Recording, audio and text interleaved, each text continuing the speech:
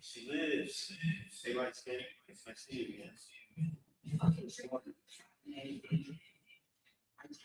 you again. Did you?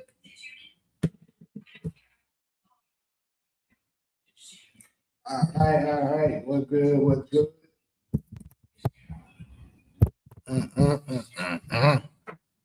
Probably gonna be out here too long.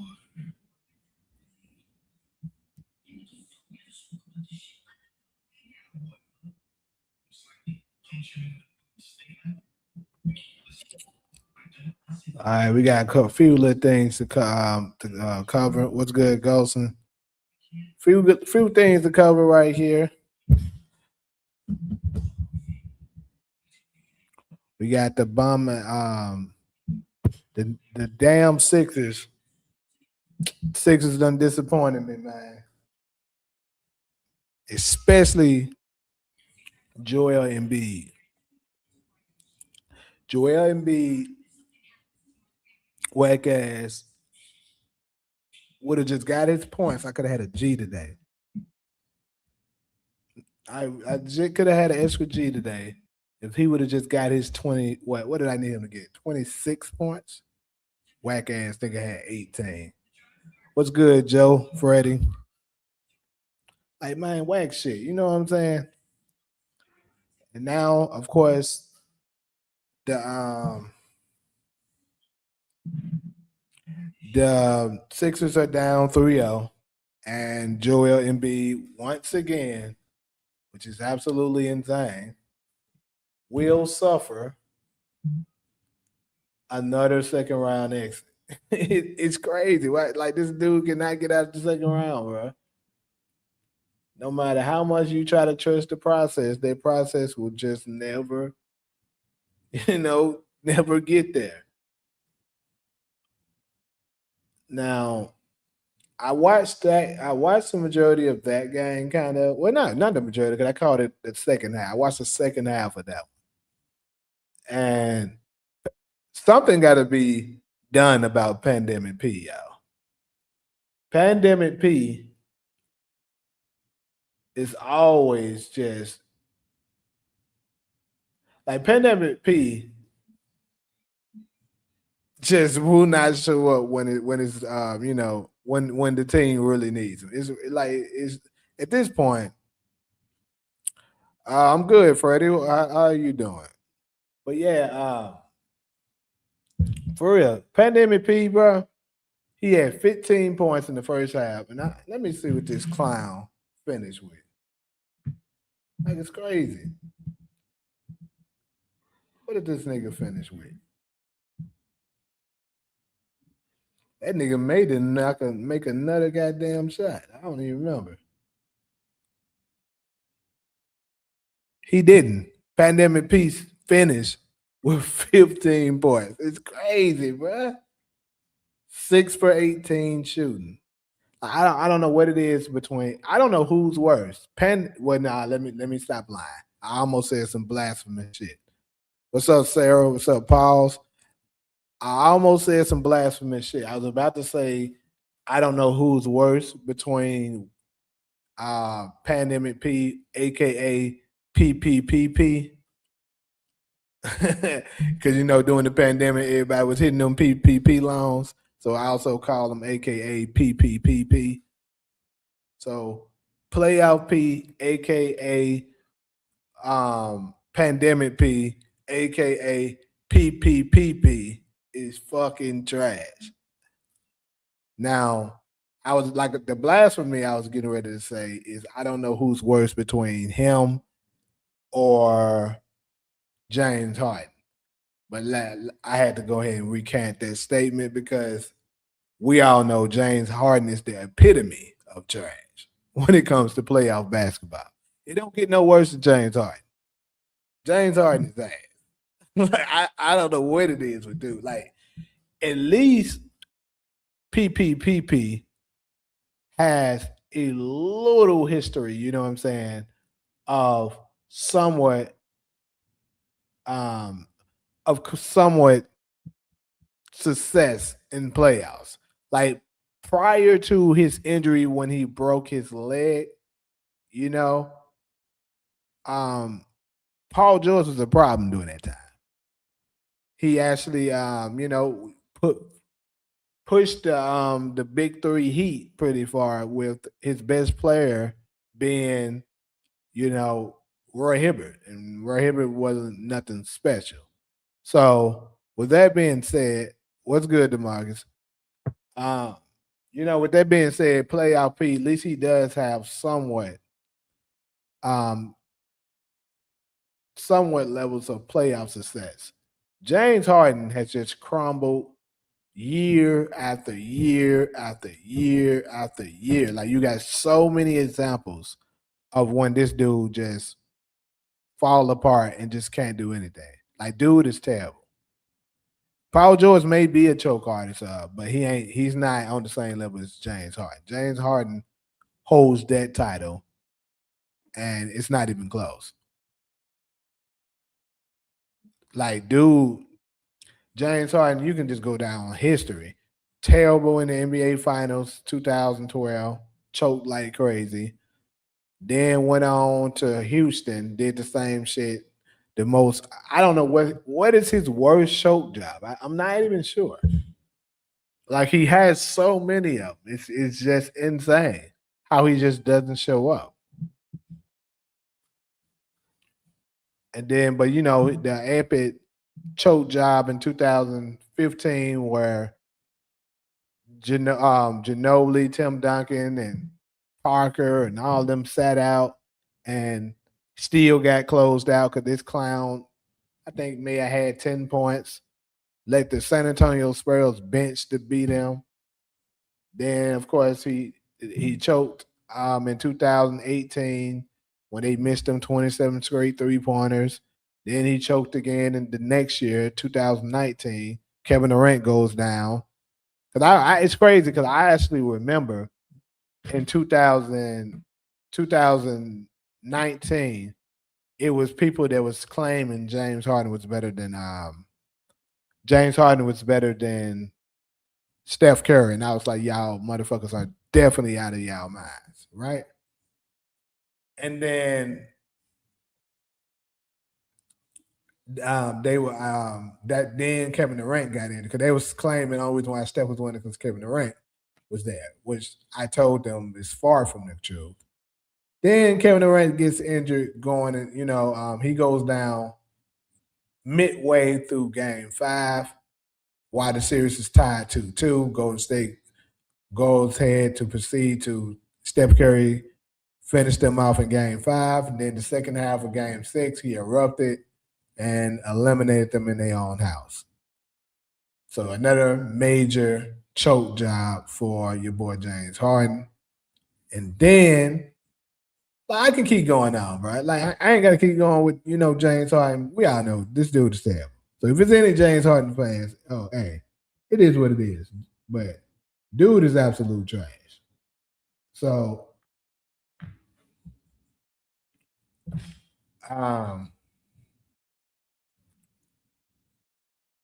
but yeah, Paul George. No, Paul George is not on the same level as him because, like I said, Paul George had deep playoff success before as the number one option. Like we don't seen him really go to war. We had James Harden just keep choking. So they close that. Like I would give it Paul George. He's a strong second, but James Harden takes the cake. Remember, Harden got benched by who is? I don't know why this thing say blocking stuff. I don't know why this is here. Really wish I could move this. I don't know what to say. By McHale so his team could win. Yeah. You talking about when Kevin McHale was the coach. So yeah, bro.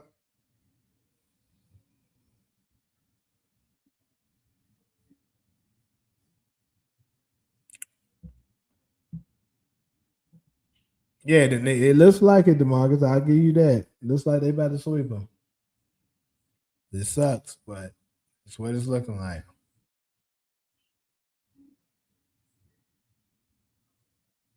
So so that gets me to the next question. Do you guys think the New York Knicks, because the New York Knicks hasn't been to the NBA Finals in a very long time, right? Knicks hasn't been to the finals since when? I don't even know. I'm sure I wasn't alive the last time they was in the finals. Let's check that out.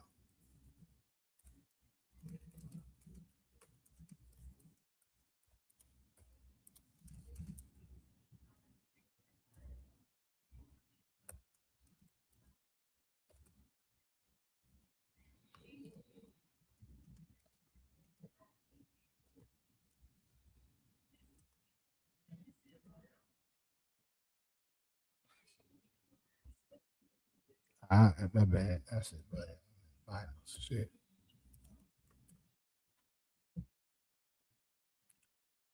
Oh, okay. They won in '99. My bad. They won in '99.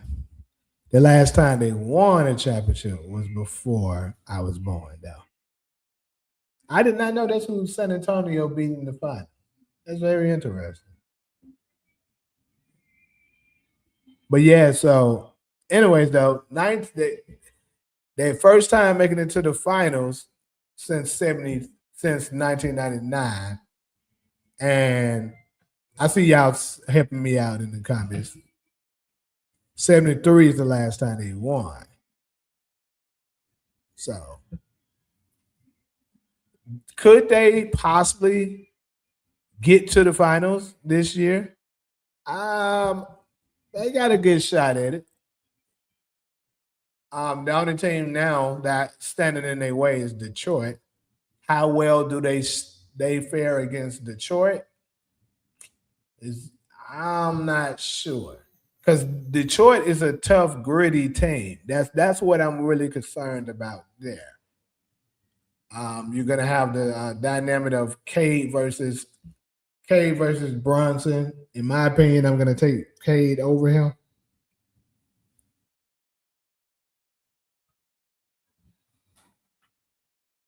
So you're saying if OKC doesn't make it to the, they could win it all. You might have some validity to that, but you know what? Because hey, let's be real. We do know that San Antonio gives Oklahoma City trouble. So if Oklahoma City can manage to, if Oklahoma City can manage to give them to do them a favor, I mean, I'm sorry, if the Spurs can manage to eliminate Oklahoma City for them, then the Knicks could have a legit chance at winning it all. Yeah. But I'm like I said, I'm not so sure they can make it past the Pistons. The Pistons is a tough, gritty team. How well do y'all think they fare against the Pistons? I haven't really paid attention to their games in the season, so I'm not sure. Let's check out their record really fast. I'm not sure. Or Knicks fans, if y'all want to help me out really quick, my on how they looked against them.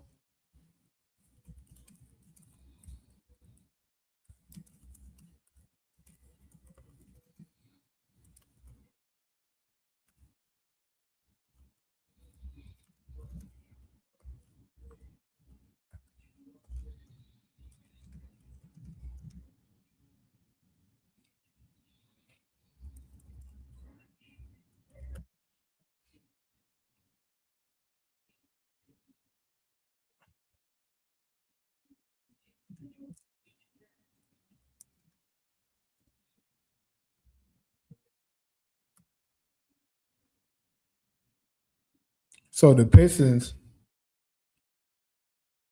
So actually, the Pistons has beaten them 3 times. They're 3-0 against them.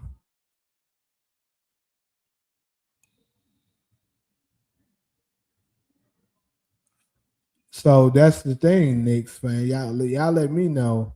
what do y'all think? But in the season, the in the season, the Knicks has dominated. I mean, the Pistons have dominated the Knicks. Now, I'm not one to get tied up in, the season games because the season games doesn't define who's better between the team. Because I tell people all the time, a lot of key factors pitch in when it comes to season games. It can be fatigue some of the times, coming out from a back to back. You don't have the same defensive strategies and game plans in the season that you would have in the playoffs. So it doesn't necessarily mean that they're better than them. So, but keep in mind the same rules apply when it comes to Oklahoma City and the Spurs. So it's no guarantee that even though the Spurs has looked superior so far against Oklahoma City in the season, there's no guarantee that they're going to dominate them the same way in the playoffs. Spurs and Knicks in this year's finals will go 7 games. I've been said that the Knicks would win the finals this season. That's fine. You said it. But you jumping the gun. They got to get out the East still, and they got to beat whoever.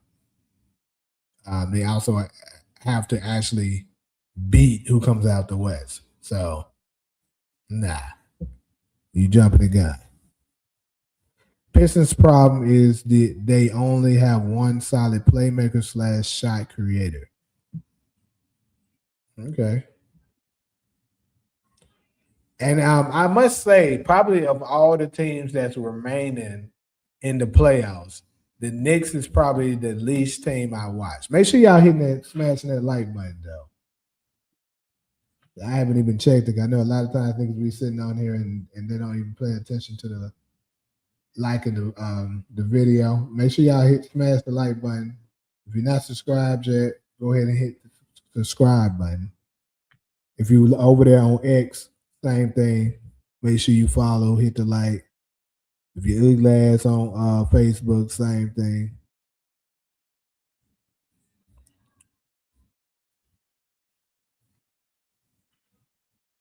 Regular season and playoffs games are totally, they are. That's what I'm saying. So that doesn't mean that they can beat the Pistons can beat the Knicks, but that also the same rules were applied that it doesn't mean that the Spurs will beat Oklahoma City.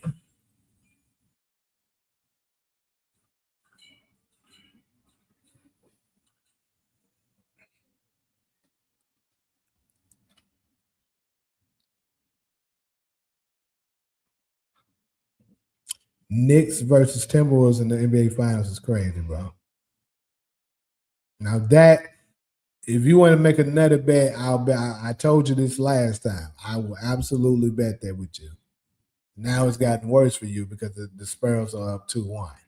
That will not happen because I told people that was saying the Wolves are going to win when they won the first game. I told y'all, nah, that don't look good because if you pay attention, the Wolves barely beat them game 1 when Wemby had a terrible scoring night. And the fact that the game was that close let me know everything I needed to know. I was like, yeah, they're not going to beat them. I'm not a Knicks fan, but Knicks have a top defense and offense. Pistons can't run with them in the playoffs. Only in the regular seasons they can hang with the Knicks. Okay.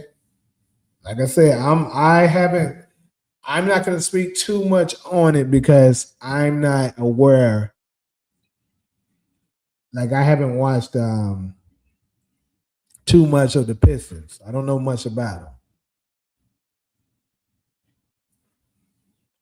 2-1 is a lot. 2-1 means that they are ahead. That's what it means. Even if the Wolves win the next one, they the Pistons are still. I mean, the Spurs are still in the driver's seat because they now own the home court advantage. All they got to do is keep winning at home, and they make it out. But this is the thing. Shit. You gotta look at how the stuff happened. The Knicks looked like, I mean, the Spurs looked dominant over them. Like they got a command in the win game 2. They looked pretty solid today. I didn't watch the whole game, gonna lie, because my ass was tired of shit. I was up a long time yesterday night. For those of y'all that was there for a lot of the stream yesterday, I didn't go to sleep probably until like 5 in the morning, maybe yesterday, and then I got right back up around 7. So I took another nap not too damn long ago, and it was doing the Spurs and the Wolves game. But I woke up to see the very end and saw that the Spurs won. But anyways, the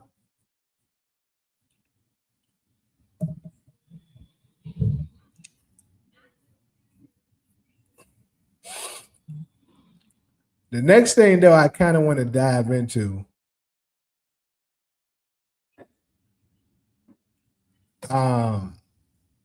is Wemby's ceiling.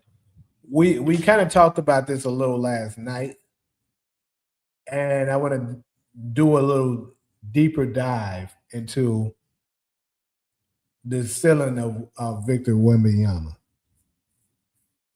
Now, I know a lot of people believe that he possibly won't go as far because of his body frame. And, a lot of people are concerned about his injuries. Like that's the argument YD was making yesterday that, he's only what? Victor Wembanyama is probably 22 right now. I think he's 22 years of age, 23 at the absolute oldest. And he's already in year 3 being on minute restrictions during the season. And more than likely, it's due to his body type. They don't want him to end up sustaining a significant injury. So, to protect him, they kind of put him on minute restrictions. And he has already had 2 years where, injuries kind of derailed him. The first year, he pretty solid. I think he played like 75 to 77 games, which is pretty good out of 82.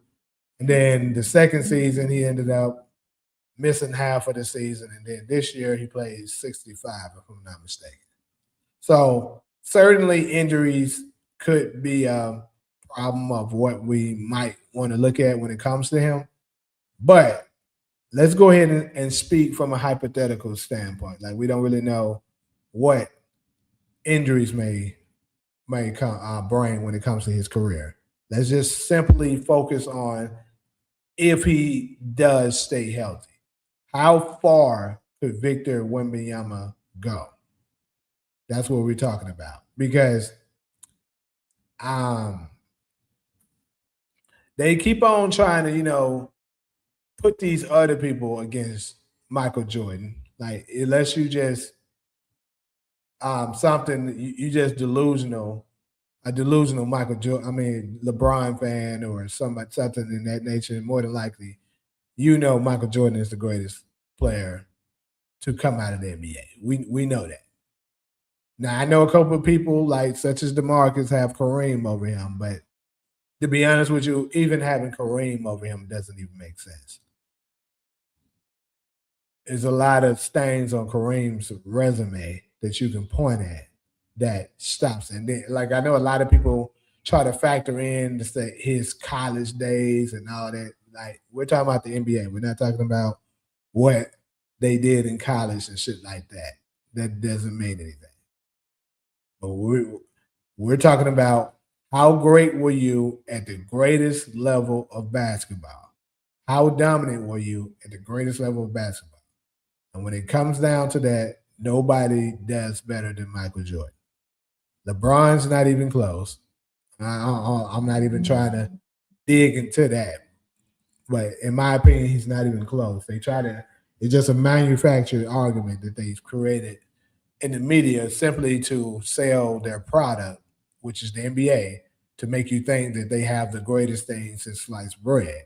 But in actuality, LeBron is a great player, but he's not. He's not on the same level as Michael Jordan. Kareem, I would say, is closer. Obviously, Kobe is closer, but in the end, Michael Jordan takes the cake when it comes to this. And I said all that to say Victor Wembanyama is the first person I've seen in a while that legitimately has a chance to challenge Michael Jordan's legacy. Because he pretty much has all that's needed and all that it takes to legitimately challenge it. Now, we don't know what the future may bring with him. We've simply taken a guess on what we've seen from him thus far, right? We know his defensive prowess is already up to par. Like he's already, according to what we've seen him so far, he's already one of the greatest defenders we've seen. And although I'm one that says the NBA is way simple, way easier in today's time than it was back then, which is the truth, but that's more so pertaining to the offensive sides of things, in my opinion, because I've always said, I know the newer players get a lot of credits when it comes to their inflated numbers on the offensive end, which I do agree with. I think it's also fair to say on the defensive side, they should get a little bit more credit than what they get. Now, I know a lot of the old heads would disagree with me on this, but think about this. You can't say that it's easier to score in the NBA today and then out your mouth also say the defenders today aren't able to defend, aren't good defenders. Because you got to think about, if you can't touch them in today's time, right? If you can't touch them, how are you going to, at the same breath, say that they, the ones that are playing good defense on people, not great defenders? It doesn't make sense. That's why when it comes to players like Victor Wembanyama, Rudy Gobert, Draymond Green, the great defenders, Kawhi Leonard of this era, you got to give them a lot of props because they're still able to defend and make stops at a high level in a league where you're not able to hand check, right? You're not able, especially the centers, you're not able to just rest in the paint and wait on somebody to attack the basket and then, just block them when they come. You're not able to do that in today's time. So I think it's kind of fair to say that you can't knock the defenders of today. Now, offensively, absolutely. Let me check some of these comments. I see you down there, YD, but he absolutely does have a shot at it. And keep in mind, I'm not even a Wemby fan. Well, you know what? I like him. I'll take that back. I do like him, but I'm definitely not saying this because I'm a hardcore Wemby fan. I'm saying this because it just simply makes sense. Like I said, he can control games simply with his defense. We haven't seen a player like that in a very long time that can control a game because he's so great defensively. And then, although he does still have a little to go, in my opinion, as far as his offense, and this is the thing, he's not a bad offensive player. He's pretty damn good offensively as well. But I do think he still has a little ways to go offensively. But once he does, because like if we was giving it a letter grade, defensively he's an A+ already, and from an offense standpoint, I would say he's a B. So if he can get that offense up to um, A- at least, he has a legitimate chance at challenging Michael Jordan's legacy. Because think about this. Let's just go ahead and um do a simulation for the remainder of this NBA playoffs run, right? Let's just say the Spurs go ahead and dismantle what's left of the Timberwolves, and then they go ahead and face off against Oklahoma City. We know throughout the season that they look like they fare pretty well against Oklahoma City, and let's just say that continues. They end up beating Oklahoma City. We know that the Knicks so far has given them trouble, but again, I am not 100% convinced the Knicks are even coming out of the East because they still have Detroit standing in their way.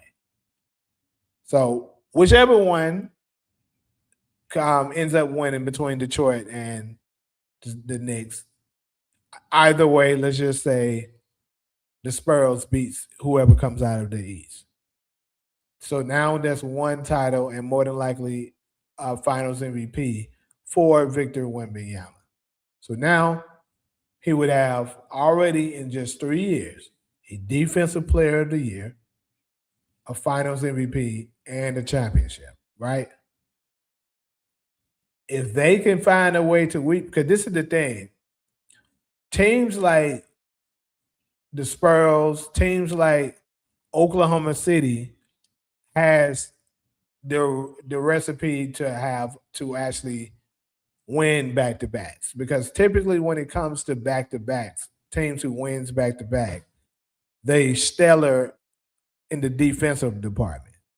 Typically the ones that are pretty good offensively and they rely on a lot of jump shooting, they don't go very far. Like they don't create a dynasty. They may get a championship, and then the next year somebody else win it. They never defend their titles. The last people we seen to defend their titles was Golden State, and they were stellar defensively and offensively. And then the next ones after that was the Miami Heat. Same thing can be said with them. And before that, you could jump all the way to the Lakers and when they did their three-peat from 2000 to 2002, which also they were good defensively, right? So the common denominator is defense. As long as Victor Wembanyama is on the San Antonio Spurs, their defense is going to be good. Now, injuries could derail them. Granted, we get that. But we're simply talking about if he is able to stay healthy and be available throughout every playoff run they have. And he's only going to get better. Because I would like to say eventually people are going to be, he's going to figure it out. I have to stop taking too many threes. Let's get on the block more. And he's not soft because we've seen the Wolves already try to rough him up, right? That's pretty much a big part of what their game plan was. That's how the Timberwolves was able to get the Nuggets out of here. They were very physical, roughed the Nuggets up, and they weren't able to handle it. They're trying to do those same tactics with Wembanyama, but Wemby is just taking it and be like, "Nah, I'm good." Because you got to think about it. He grew up in Europe. And same can be said for Nikola Jokic, but it is what it is. But Europe, the difference between them is that they already play way more physical in FIBA than they do here in the NBA. The NBA is very soft. Adam Silver then did a number on them as far as how soft the league is. So what I'm saying is, I think it's safe to say that Wemby is absolutely going to win another Defensive Player of the Year. Like, I think anybody who says different is just being delusional at this point. As long as health doesn't impact him, his career in any kind of way, he's going to win. Now, I would say not just one Defensive Player of the Year. He's going to win multiple more Defensive Players of the Year. And he's also going to win a few MVPs. So think about it. Multiple Defensive Players of the Year. Probably is going to be multiple season MVPs. And if he's able to do a back-to-back, capture a few titles while being the best defensively, like the way the path that Victor Wembanyama is on, a lot of people can start eventually making a claim: is he the best defensive player ever in the history of the NBA? That campaign is going to start eventually. People are going to start doing that. And if he captures enough Defensive Players of the Year, you can make a legitimate argument for it, right? And then look at it from the rebounding department as well. He might also end up capturing a few rebounding titles. So multiple Defensive Players of the Year, multiple MVPs, multiple titles. With all of that being said, you're telling me he can't challenge Michael Jordan? I think that'll be kind of,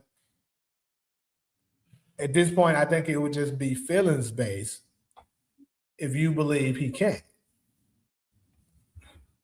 MJ is for sure the biggest winner, the best player at impact and winning in the history of NBA. Fact. And that's the reason why he's the greatest of all time. Winning is what matters the most. Wemby is nowhere near Jordan. Wemby could be more like DeMarcus. Again, I told you this shit yesterday. No one is saying he's like Jordan. I don't know where the hell you keep getting this from. No one's saying he's like Jordan. Let me repeat it one more time. No one is saying he is like Jordan. Their play style is nowhere near the same. Wemby is a 7'5", defensive minded, fundamental player. He's not Michael Jordan. He's not a killer like Michael Jordan. We're not talking about from that standpoint. Their play styles is nowhere near the same. We're talking about being the greatest player of all time. Michael Jordan is the greatest player of all time. And I'm saying, can Wemby potentially challenge that? That's what we're talking about. We don't give a damn about the endorsements either. I'm not talking about that. I don't care about his endorsements. I'm simply talking about his play on the court. This dude saying this when the dude hasn't played 10 playoffs. I don't give a fuck what he hasn't played. We're talking about potential. Y'all motherfuckers are just, I don't know. We're simply talking about potential.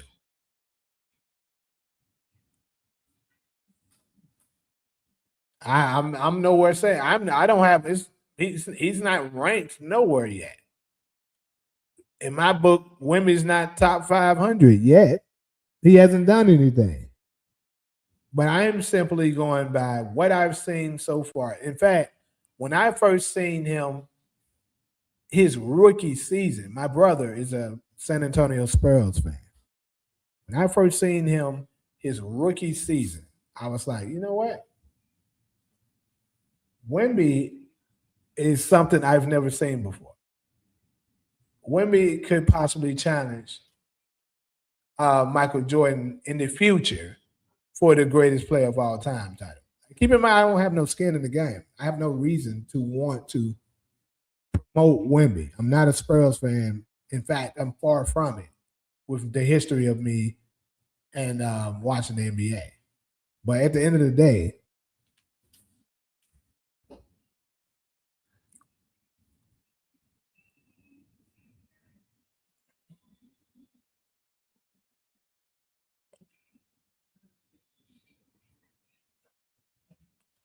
Dwight Howard did what? And Ben Wallace did what? Like I don't know what you're talking about. And then you saying it's a lot of ifs. That's what the whole topic is talking about. Ifs. That's what I'm talking about. The topic is what is his ceiling?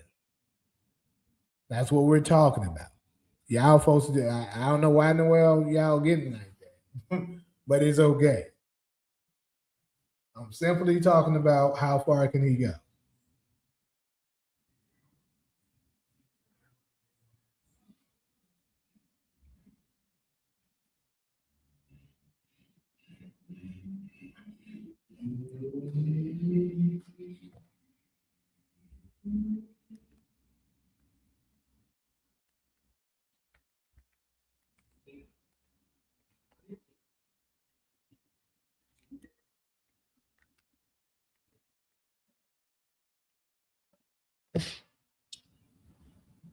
Is that they have limited tools nowadays to defend as they used to, which could make them even better defenders. Yeah, that's what I was saying. They're not able to do much as much, on the defensive end as the players prior to them were able to do. Like all the great defenders back in the day, you got Bill Russell, Ben Wallace, McKinley Mutombo, Dennis Rodman, all of the greats that we know back in the day, Elijah Wan, all of them played under the handshake rule.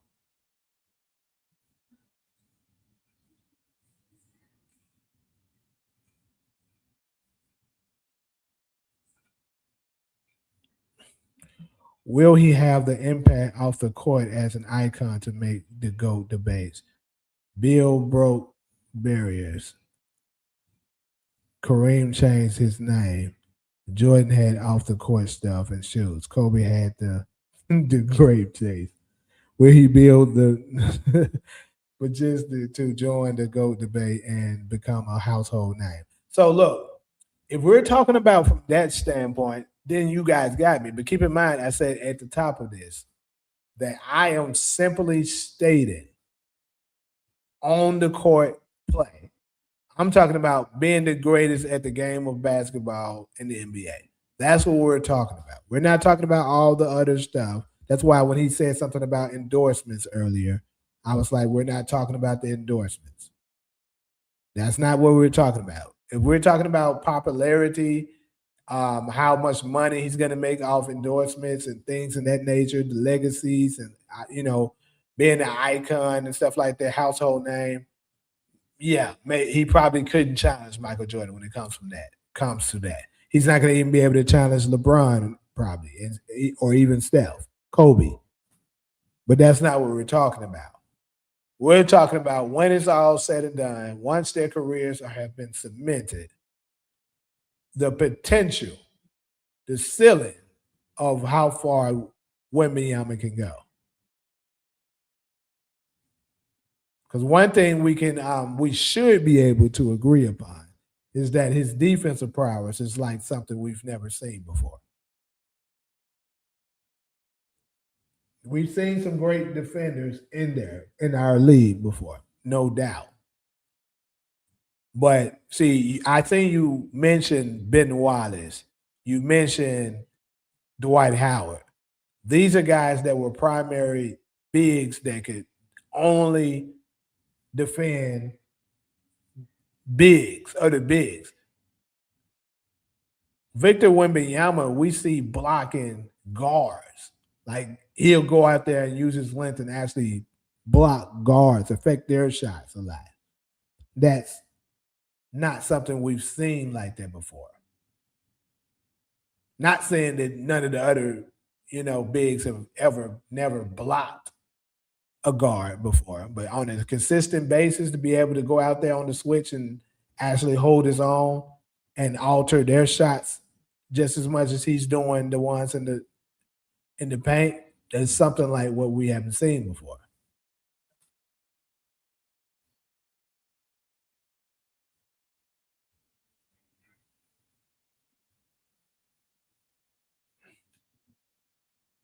Low key, if Victor's 7'5", you ever think how big he really is?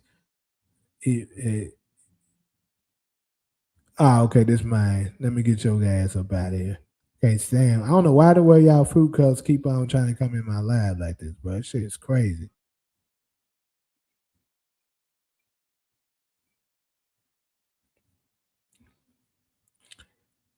It's always fans whom team never won a chip, haven't win a chip in 50 years talking about that. Shut your ass up, nigga.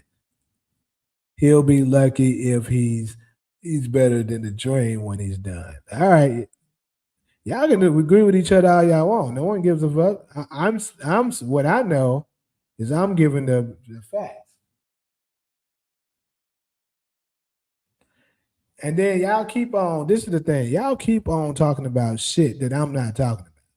That's the problem. You're steady talking about shit I'm not talking. No one's talking about how big of a prospect he was. Nobody's talking about how much money he's gonna make on the court. I don't give a fuck about this shit. That's not what we're talking about. What we're talking about is how great this man will be at the game of basketball playing in the NBA. That's all we're talking about. How great could he potentially be? You're talking about Elijah Wan and all this and stuff. Cool. Elijah Wan didn't have the same skill set that what Victor Wembanyama has. We know this because Elijah Wan himself said it. So y'all can keep on going. Just because y'all don't like it, it's fine. I don't have a reason to promote him. Like I said, I'm not a Victor Wembanyama fan. I don't have a reason to protect him and just create narratives and shit like that. No reason whatsoever.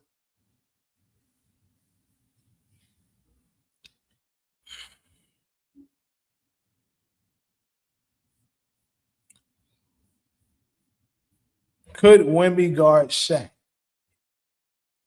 No one could guard Shaq one-on-one. So you're trying to make a claim for no reason. No one cares about whether or not you can guard Shaq one-on-one.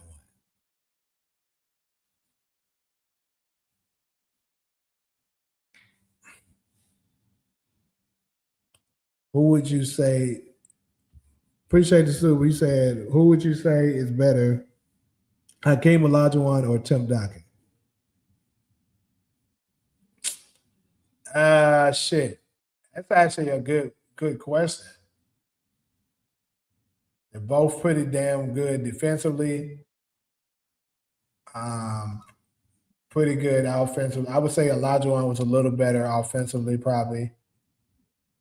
Tim Duncan accomplished more. I mean, in my book, I got Tim Duncan ranked higher, but I wouldn't be mad at anyone that said, that says they have Olajuwon ahead of him.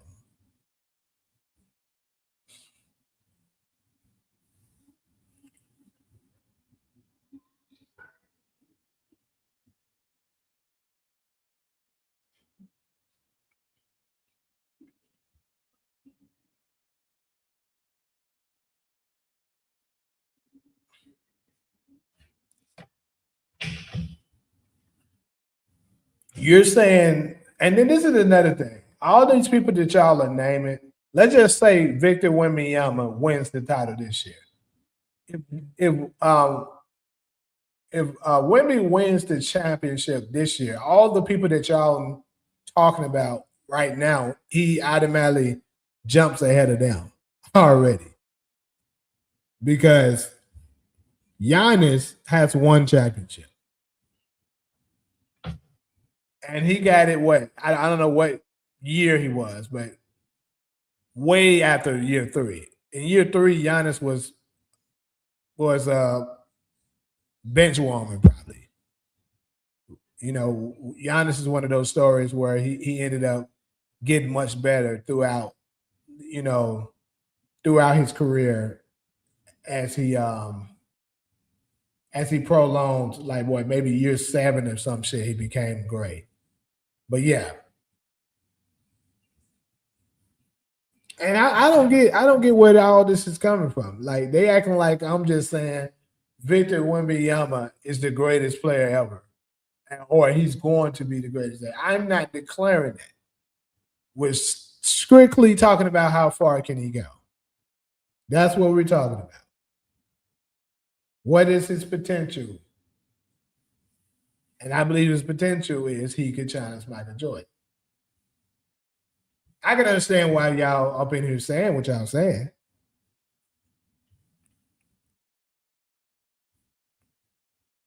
Ben Wallace could just showing you his versatility is limited to this era, but his versatility is portable. What?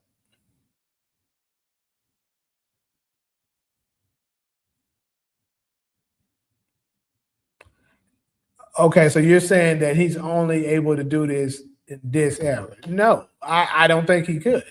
That's the thing. I don't think that's true. Now, if he played, and this is the thing, even if it is,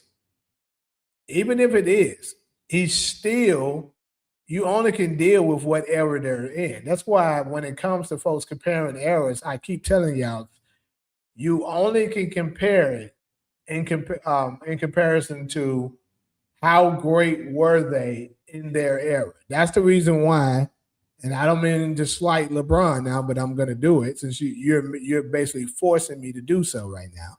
That's the reason why I don't have LeBron ranked that high, as all of y'all try to put him in rooms that I don't think he belongs in.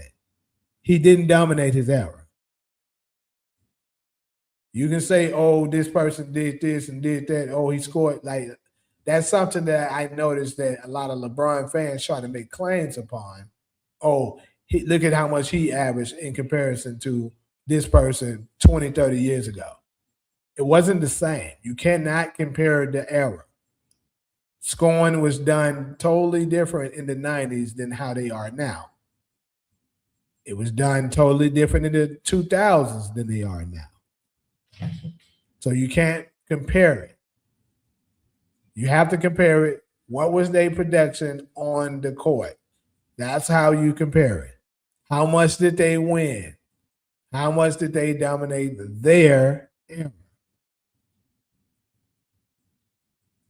Now I can admit to a degree, perhaps, I could say I might be slightly biased when it comes to that because I don't revere Bill Russell that high because of the era. But let's be real. If you go back and look at the shit that them niggas were doing, it's just not the same. I mean, let's be real. It's nowhere near the same, is what we're saying. But I still do have him ranked high because of what he accomplished. I just can't put him like top 5-ish level of greatness because I do think his era, not being nearly as many teams, also how much talent he had on his team, all of that stuff has to be factored in. But yeah, back to what I was saying. We're not talking about if he will be able to guard Shaq or all that shit. We know that Shaq 101 couldn't no one guard him. You had certain people that did better jobs on him than others, but just simply being able to stop him 1-on-1, no one was able to do that. So, and this is the thing. I've seen players that are bigger than Wemby. Obviously, they're not taller than him, but bigger. Try to get physical with him, give him a bump, and try to lay the ball up or things like that. And what would happen is they'll move him. However, he's so long that he'll still be able to block the shot even after they do that. Like, for instance, I seen Zion try to do that shit to him a couple of times. In the same game, he would just, bump him. He'll move some, but his arms are still stretched out long enough that he'll still be able to recover enough to still block the shot. Now, I'm not saying he'll be able to do that to Shaq because obviously that's a totally different animal. But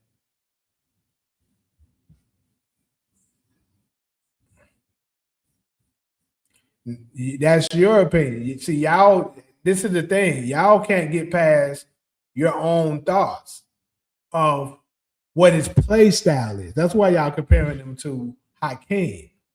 And I'm not talking about that. But I'm not going to keep wasting time on telling you guys the same fucking shit all damn day. We're not talking about who is his play style.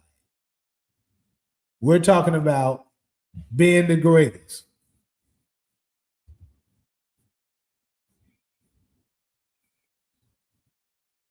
The mindset where you rank Bronny James all the time. I don't know how many players has played in the history of the game of the NBA. I mean, roughly no more than maybe 6,000, 7,000.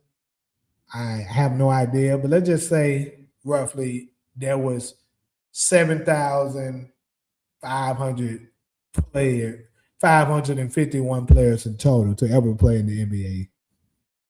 I would have Bronny James ranked 7,551. Oh shit.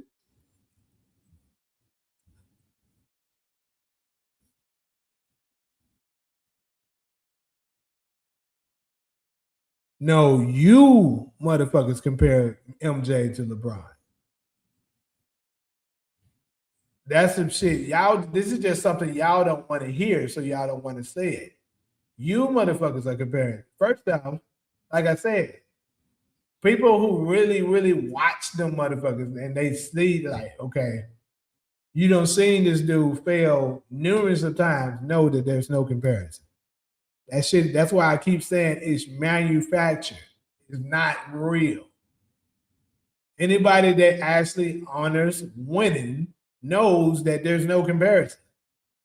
That's why you don't see me keep going back and forth. I'll have a debate with somebody if they're talking about LeBron and Kobe, LeBron and Steph, LeBron and if you want to even say Tim Duncan or somebody like that. I think they're all closer to the same. Michael Jordan is on a different level from them. So I'm not about to sit here and go back and forth with you about Michael Jordan. LeBron has lost and failed too many times to even have that debate with him. That ship has sailed. It's over. We're talking about somebody else whose career is still young. He's already, like I said, he's already accomplished something that LeBron can never accomplish, which is Defensive Player of the Year. And if he wins a title this year, that's something else he's captured that in way less time, and he did it without being on a super team. This is something that Michael Jordan hasn't even accomplished yet. Because keep in mind, the Spurs were shitty when Wemby was drafted. They weren't a good team. Just like Cleveland wasn't a good team when LeBron was drafted. Chicago Bulls wasn't a good team when Michael Jordan was drafted. So he'll be able to, if he captured in the championship this year, that's going to be something that he can hold that none of these people have on their resume. Defensive Player of the Year, runner-up for MVP, Finals MVP, and then the next year he's probably going to capture that MVP award. As long as he stay healthy, he's probably going to get it. And more than likely, very high percent chance he's going to get the Defensive Player of the Year award again. So if it goes with it, if it goes like that, two-time Defensive Player of the Year, back-to-back, MVP, Finals MVP, championship. And then if they go back-to-back, which is something else that would be a franchise record for them because the Spurs have never won back-to-back championships before. That puts them in a totally different league. You're going to have to start having some very, very uncomfortable conversations because this, I can already tell by a lot of you people that's in here what y'all saying that this is already an uncomfortable conversation for you now.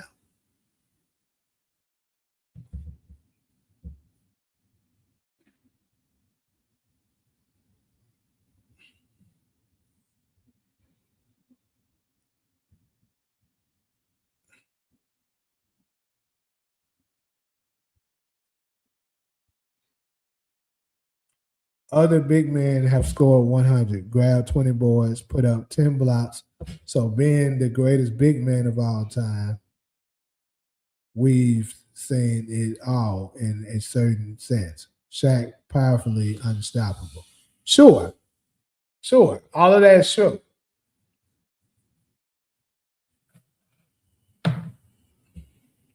But even after, Wilt Chamberlain recording 100, grabbing 55 rebounds in a game, and things of that nature, and of course the unstoppable force of Shaquille O'Neal that we know of, none of them are considered the greatest of all time. You have very few that might put Wilt in that argument. Some will. The older generation, would. But for the most part, most people want. And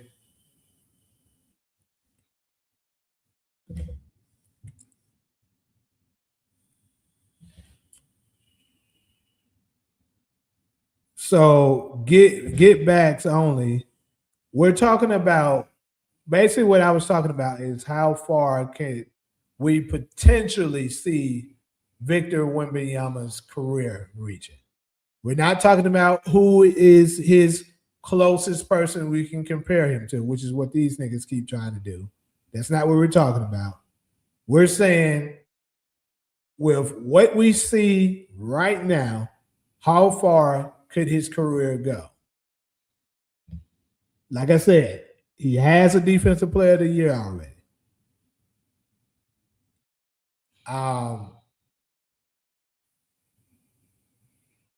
He has a Defensive Player of the Year already. He's a runner-up for the MVP. He may get the Finals MVP and championship this year. Now, all of this we don't know. This is just hypothetical. Now, later in his career, keep this in mind. Later in his career, he could very well end up becoming a choke artist. Like, who knows? We don't know this yet. He might end up getting on the biggest stage and then completely melting down. We could see that.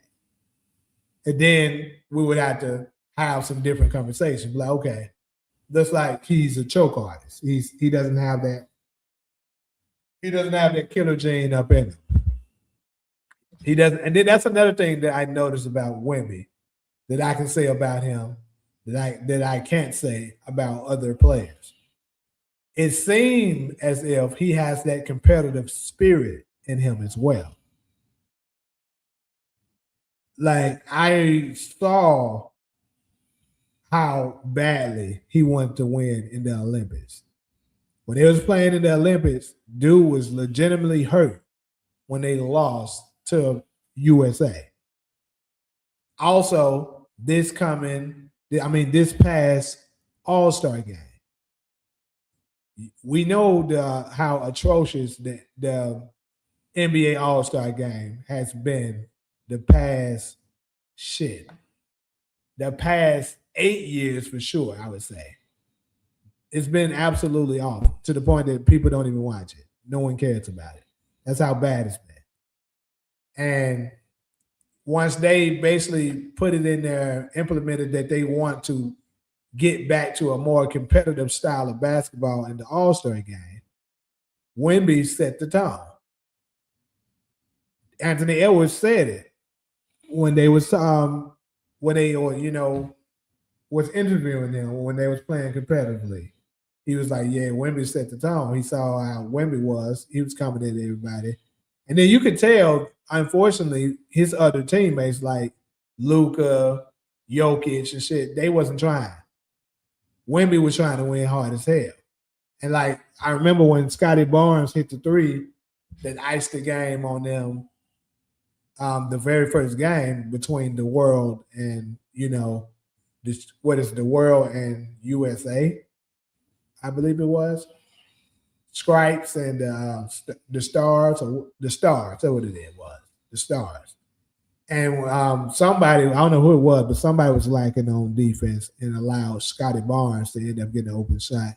You could see the frustration in Wemby that whoever it was that left him open for that shot. He wanted to win bad.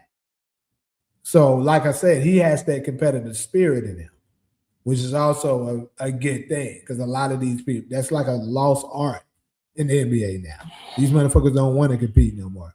They care more about their endorsements and the money that they're making more so than actually competing to win.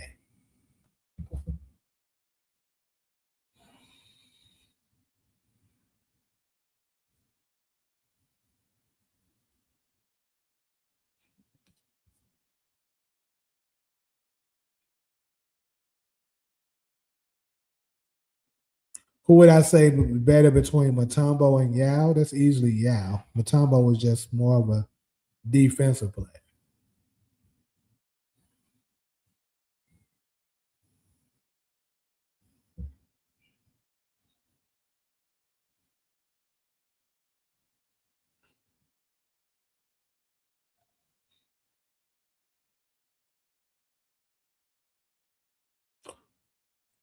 You said you see that this nigga, he admit that's the biggest issue we have when it comes to dealing with somebody that's a LeBron fan. They immediately go to stats. Immediately go to stats. When all the things I've been talking about here is the things that we've seen in him, his competitive nature. I mentioned the one accolade that he has with his defensive, he has a defensive player of the year. And you said year 3 LeBron averaged 31 and was 2-time All NBA and 3 top 10 MVP seasons right out the gate. I'm not sure what you're saying when you say 3 top 10 MVP seasons. Because I know he wasn't top 10 in MVP his rookie year. There's no fucking way. I know that's not what you're saying.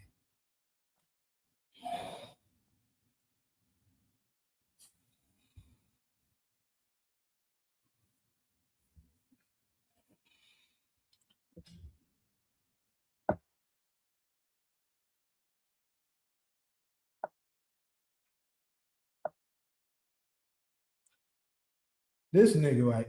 You know what? I'm gonna move on to the next topic because obviously y'all not getting it. Like you keep on saying shit of what I am not saying. Like goddamn, I don't know what it is. The reason why you keep doing that shit. We are talking about potential, nigga. We understand he's not the best at his position yet. He hasn't had enough time yet. We're gonna at least have to wait till year 7 or 8 to see where he's at to even be able to make that kind of comparison. Unless this dude let's say he wins this year, then he wins the next year, and the next year after that, then I would think it's fair to say he's the greatest center. If he three-peats like that, and let's just say he wins Defensive Player of the Year every year, I think we could put him in that conversation. He might possibly be the greatest center we've ever seen. You could put him in there. But that's not what the fuck we're talking about. It's talking about he in the GOAT conversation, none of this shit. That's you trying to create something that I'm not saying. We're talking about this nigga potential. Like when LeBron James first came into the league, he was in this conversation that I'm talking about. Not the GOAT conversation, But you were having a conversation of how far could you potentially see LeBron go? That's what we're talking about. Now, obviously, after we've seen him lose in the finals as many times as he lost, and of course, we've seen the ultimate meltdown in 2011, that's when we knew, okay, this dude isn't in this conversation. But that's not what we're talking about.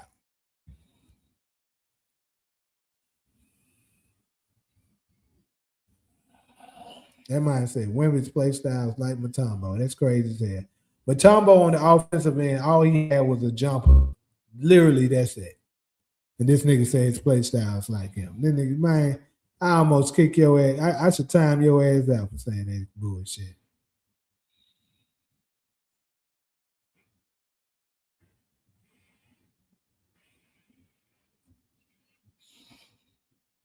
He would end the Thunder. Like Joe is the only one that's talking reasonably in the conversation that I'm actually having.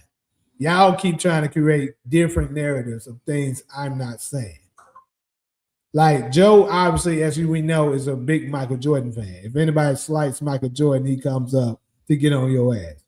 I'm not slighting Michael Jordan in the least bit. I'm not saying Wemby is better than Michael Jordan. I'm not saying he's going to be better than Michael Jordan. I'm simply stating with what we see right now, if he keeps stays in the same trajectory that we are seeing, could he potentially challenge to be the greatest of all time? That's all I'm saying. And for those of y'all that's saying he's his ceiling is a larger one and shit, y'all don't fucking know that. You haven't seen nothing that makes you think that's as far as he can go. Now, if he's let's say he's 10 years in, we don't see him choke a few times. He only got, let's say he got three defensive players of the year. He got one championship, but he's lost a few times already and shit like that. It looks like he might be injury prone, things of that nature. Then I think it'd be fair to say, yeah, his ceiling is a larger one. But he's in year 3. He averaged what did he average this past year? He averaged 25 points per game this year. He has a defensive player of the year. It looks like he's going to make it to the Western Conference Finals. Now, is he going to win it? We don't know.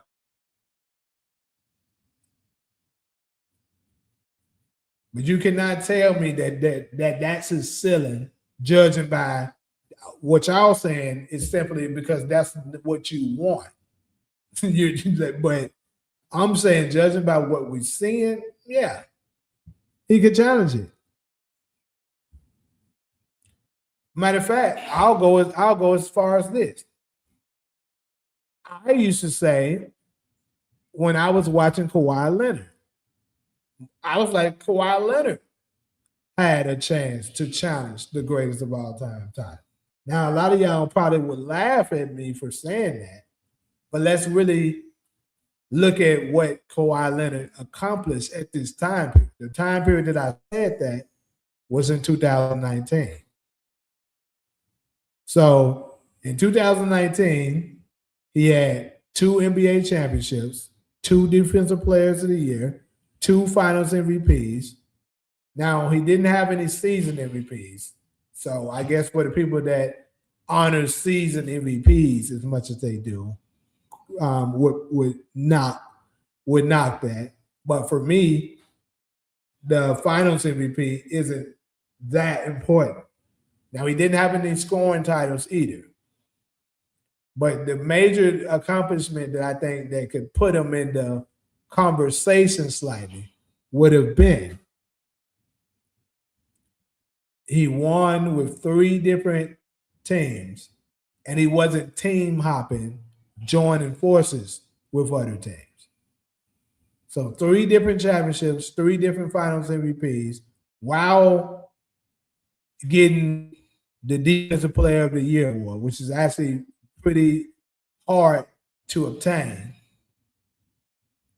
You know, especially when you're not a big, because typically big man wins the Defensive Player of the Year award.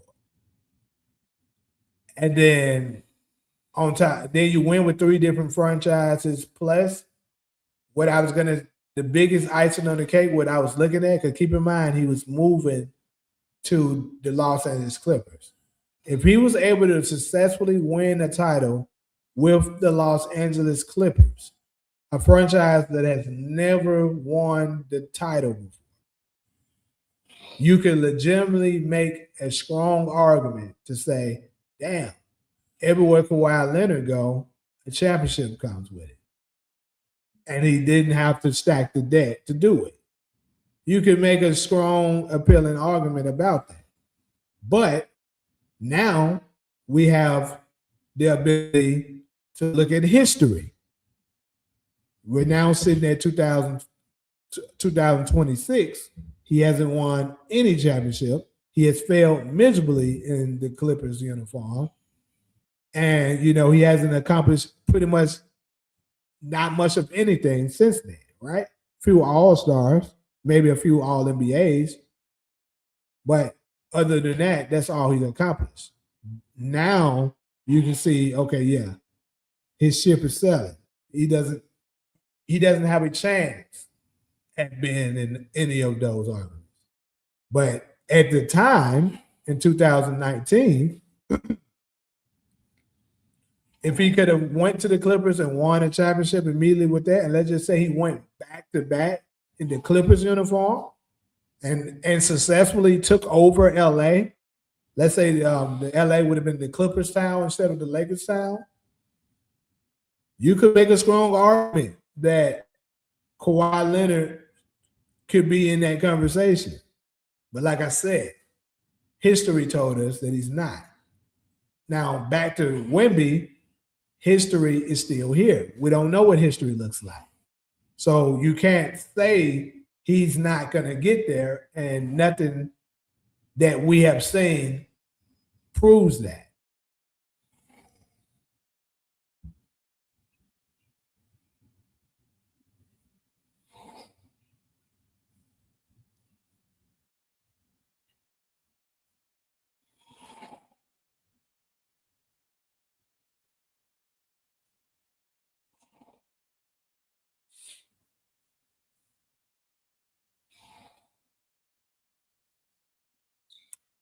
Again, bro, you're starting to like I say, this nigga keep on saying, "What's up, Jeremiah?" This nigga keep on talking about shit I'm not talking about. Like, I'm just gonna stop answering that nigga because you're steady doing it. Nobody's putting them in a GOAT conversation. You are doing it. You are doing it by yourself. No one's doing it. Did I say do my captions say can Wemby be the GOAT? No, it does not. Did you even hear me say Wemby will be the GOAT? No. Did you hear me make a comparison with him to saying, oh, I think he's on the same level of Michael Jordan? No. Did I say he's in a comparison to anybody like LeBron, Steph, or any of those people? No, I did not. So I don't understand why in the way you keep saying it. No, like no one's saying. Probably it's starting to make me think that you're getting into that mode because you know that he has a potential of being better than LeBron. That's what I'm starting to think it is with you. But you keep bringing the shit up, and I'm not talking about it. See what I'm saying? Look at this bullshit. In my opinion, Wemby can never be in the conversation. How can you fucking say that? That's what I'm saying. This is pure emotions.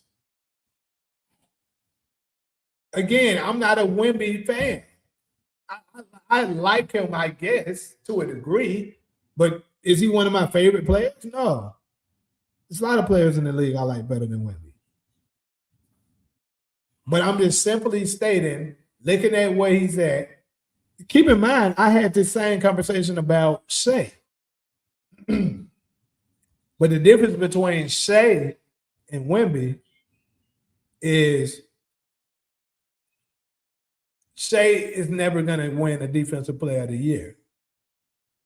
See, we've never seen a person be this stellar at defense, really, and potentially have the offensive ability to make a conversation to say he could possibly be the greatest. We haven't seen that in a very long time. All the other players that we might have these conversations with, like such as LeBron, their defensive skill set isn't there. No one would make a conversation, could LeBron be the greatest defender ever? You never thought it.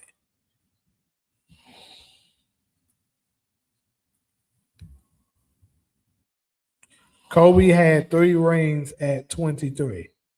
True. Kobe had 3 rings at 23, but were we ever having conversations such as, could Kobe challenge Mike during that time period? No, we weren't. And what's the reason why we weren't? Because he had Shaquille O'Neal on his team. Now, very unfortunate. It's not too fair to Kobe that that's how people viewed it. And that's what ultimately made him want to separate from Shaq, because he got tired of the narrative of people saying Shaq carried him, which I don't believe to be true. But that's what the narrative was. But yeah, he had that, but he didn't have no defensive players of the year. Keep that in mind. And also you gotta also remember that Kobe came into the league at 17. Wemby came into the league at 19. So it's 2 years. So if you just do a comparison to simply of the seasons, then it would be on the same trajectory. Kobe won his first championship year 3.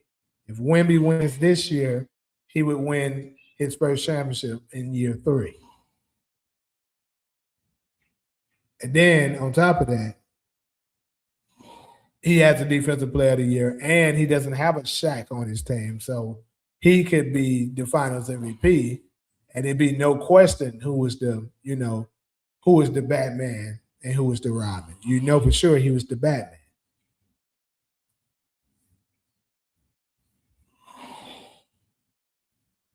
So DeMarcus said Magic Johnson won the chip his first year. True. But y'all not paying attention to everything that I am saying. Y'all keep on trying to nitpick small shit and not pay attention to the full extent of what I'm saying. Magic Johnson was, you actually can make a strong argument. Magic Johnson was on the defensive side, you could almost say a defensive liability. He wasn't too keen at defense. So that throws him out there of what I'm talking about. And we know what Magic Johnson's career ended at. That's why I'm saying y'all niggas keep saying shit. It's almost if y'all have comprehension skills. Like there's something up with y'all not comprehending what I'm saying.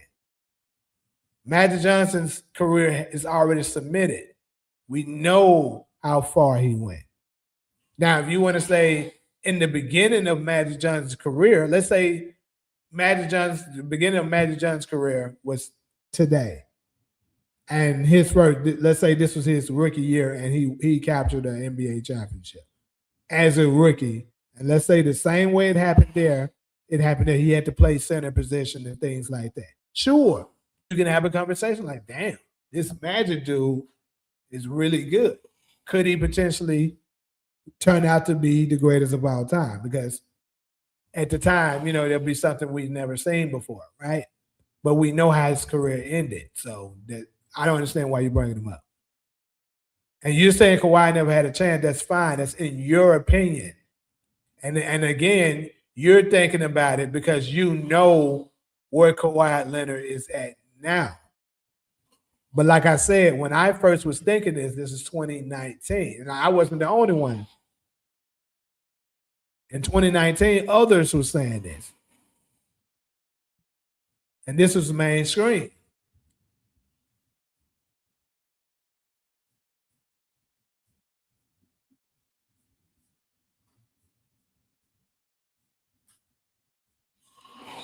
So, and then here's another thing you're saying. You said defensive player of the year is easier to win than the MVP. That's not true when you're a guard, when you're a smaller person. Look at it historically. Who wins the defensive player of the year historically? Centers, nigga. If I go back and look at, I think what the NBA has been here for maybe 80 years now. If you go and look at the NBA for as long as they've been recording the defensive player of the year, if I looked at it throughout history, I'm pretty sure 80% of the defensive player of the year was a center. So the fact that you were able to capture a defensive player of the year and not be a center, I would say that is more valuable than the MVP, which we've seen multiple guards get, multiple forwards get, and multiple centers get. The defensive player of the year is an award that normally is kept for the centers because they impact defense the most.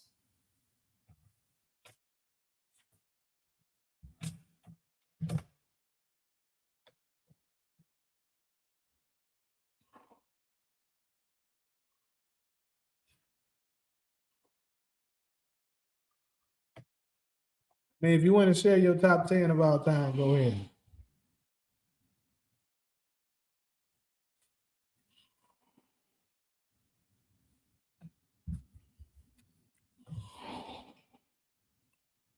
But while you do that and you get ready to share your top 10, I'm going to go ahead and move on to my last segment. And we're going to talk about that belt. We're going to talk about that belt that the Lakers getting ready to take tomorrow. You're right. Smart has defensive player of the year. Only the third guard, I believe, to obtain it, if I'm not mistaken. I know Gary Payton and Michael Jordan have one. All right, so your top 10 is already out of here. The fact that you got Kawhi Leonard in it. So we're going to already discredit it, but hey. Kevin Durant is number 7. Yeah, you're out of your mind. How old are you? I gotta see. Cause there's no fucking way. That nigga said number 7. 6, Dwayne. Yeah, bro. We're gonna stop paying attention to your shit.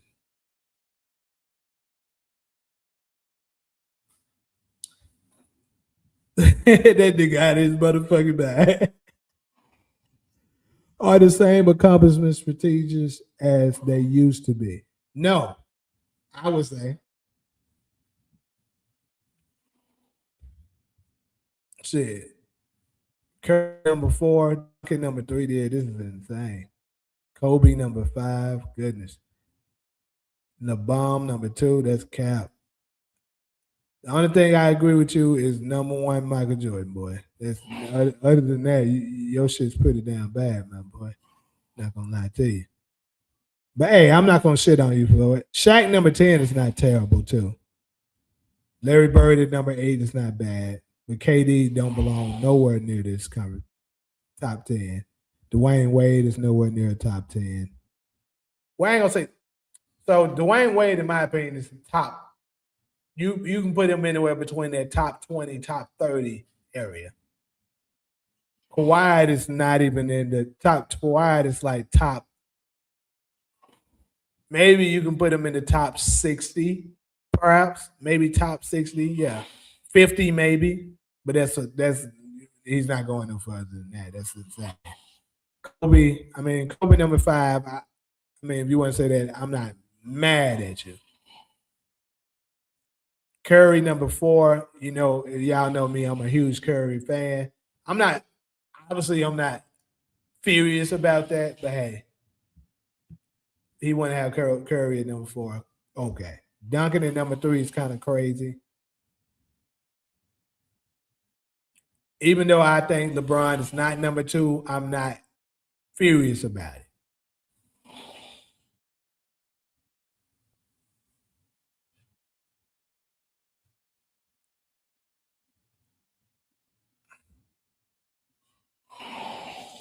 You said why put people that play when they're 18s? None of my players, my people in my top 10 are doing that time either. It's way other players that you can put in there outside of who you just mentioned. Nigga, you left out Magic Johnson. You left out like it's Dwayne, like it's so many people in your top 10 that I can name that didn't play. They played post after the merger, which is basically what you're talking about.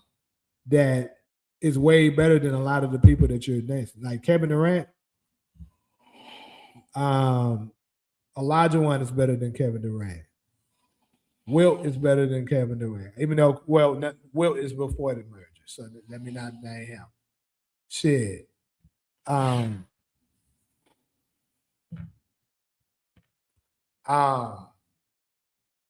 who else am I talking about?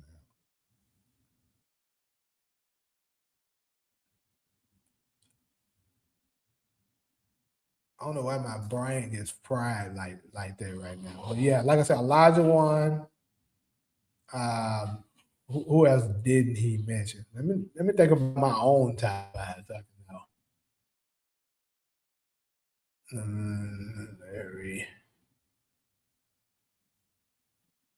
Shit, they. I would probably like it's a lot of people, especially after what's been happening with Kevin Durant, bro. Kevin Durant having a hard time cracking the top 20 now. His shit is he going out kind of sad. And Dwayne Wade was never past the top 20.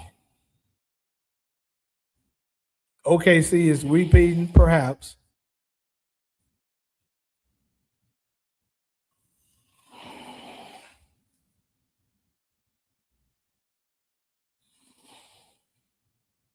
I agree with you. Look. I agree with you on the Russell and the Wilt situation. You know, I agree with you on that. That's why I don't have them as high because I do think with them playing with very limited team, very limited talent, and stuff like that, and then most of the talent being on Bill Russell's team, you know, I got to take out some points for that. But Kevin Durant, dude, there's lots of players that came in the league that accomplished more than Kevin Durant. Like Kevin Durant captured 2 NBA championships, 2 MVPs, 2 Finals MVPs, and he had, you know, that's cool. But we all know he did that he did that in a way that was very easy for him to capture it. So people don't hold his titles too highly. Granted, he did go out there and get them. Now there you got an argument there. His Olympic he did very well in the Olympics, but also think about the Olympics. The reason why he gets knocked in the NBA is because outside of playing with Steph Curry, he hasn't had much accomplishments, right? So in the Olympics, because in the NBA, matter of fact, what's been getting exposed with Kevin Durant throughout the past 5 seasons is that when you be physical with him and trap him, he doesn't do too well. That's the reason why he kind of needs certain players around him that makes it that they can't double him. Now, if you can put Kevin Durant in a scenario where he can't be doubled, Kevin Durant is a motherfucking problem. But if you put him on the NBA roster, you know, most teams don't have super teams where he can't be doubled. So that's why he gets exposed. Now go back to the Olympics. The Olympics is the best of the best.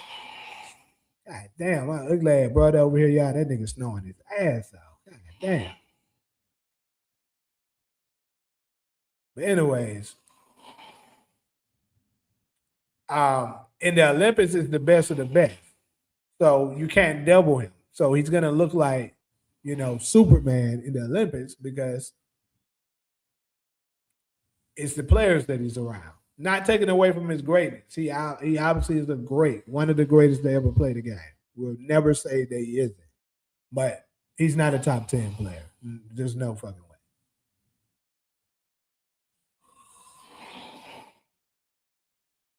And now, I actually would make a strong argument that, and I think you had Wade at 6, right? If I'm not mistaken. Didn't you have Wade at 6? Yeah, you had Wade at 6. So, okay, you do have Wade ahead of Kevin Durant. Now, I can probably agree, in my opinion, that Wade is ahead of Kevin Durant. Probably can make a strong argument of that. But keep in mind, I think Wade belongs in that top 20 area. And that's why after seeing Kevin Durant come up small the way he's been doing and stuff like that as of late, I think Kevin Durant belongs in that same area.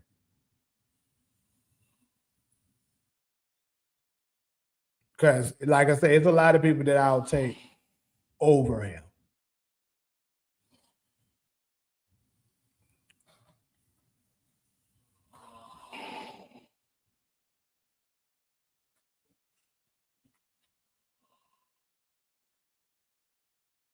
No, I never thought Giannis had the potential to challenge Jordan because he never did anything that makes you think that he could.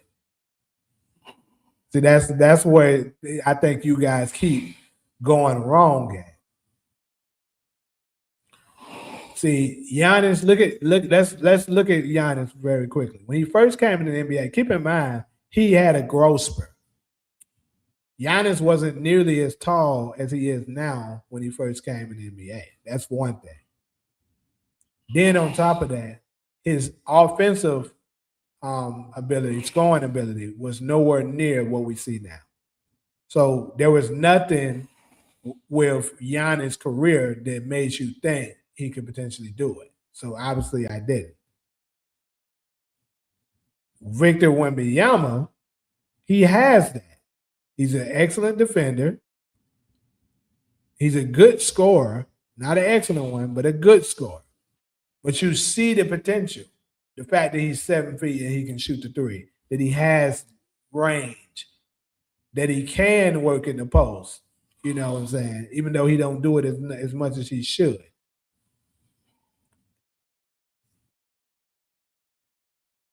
That he has good footwork. You know what I'm saying? That he can make free throws. That's another thing that Giannis can't do. So the fact that Wemby has a lot of things now that Giannis don't even have now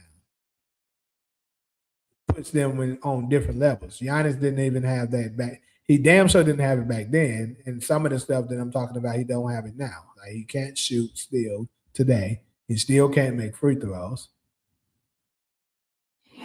He don't have the same footwork and shit as Wemby does. So yeah, it's not the same.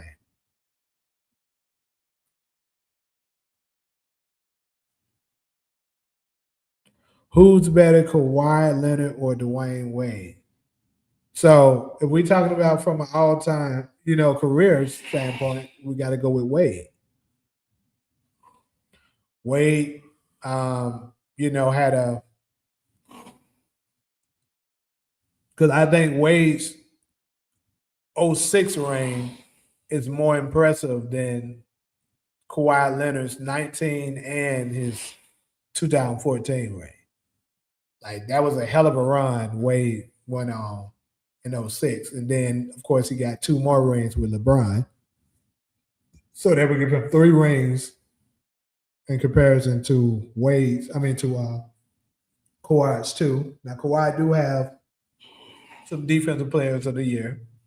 That helps him. But Wade was actually pretty damn good defensively as well. Wade has way more. See, when comparing certain people like that, I would have to start factoring in other things like stats and stuff like that. For me, stats is gonna come like maybe third or fourth thing that I'm looking at when I'm comparing who's better. Winning is always gonna come first. How much did you win?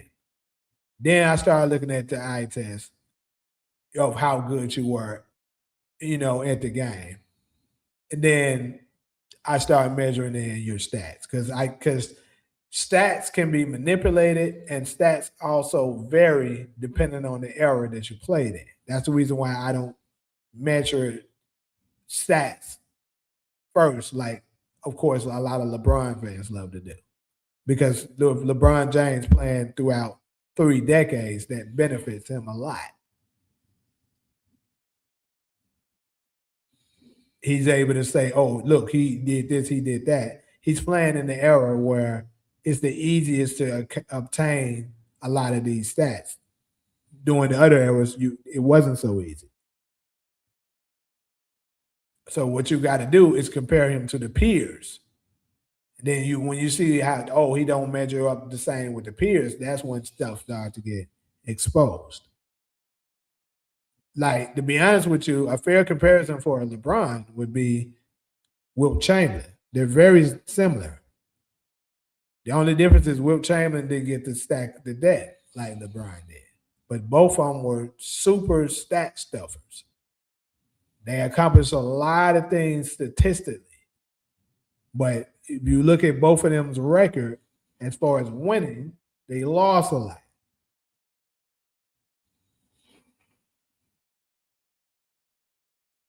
Does more total skills equal better? Because look at Shaq. So if we're asking, if you're asking what I think you're asking, I agree with you. It doesn't.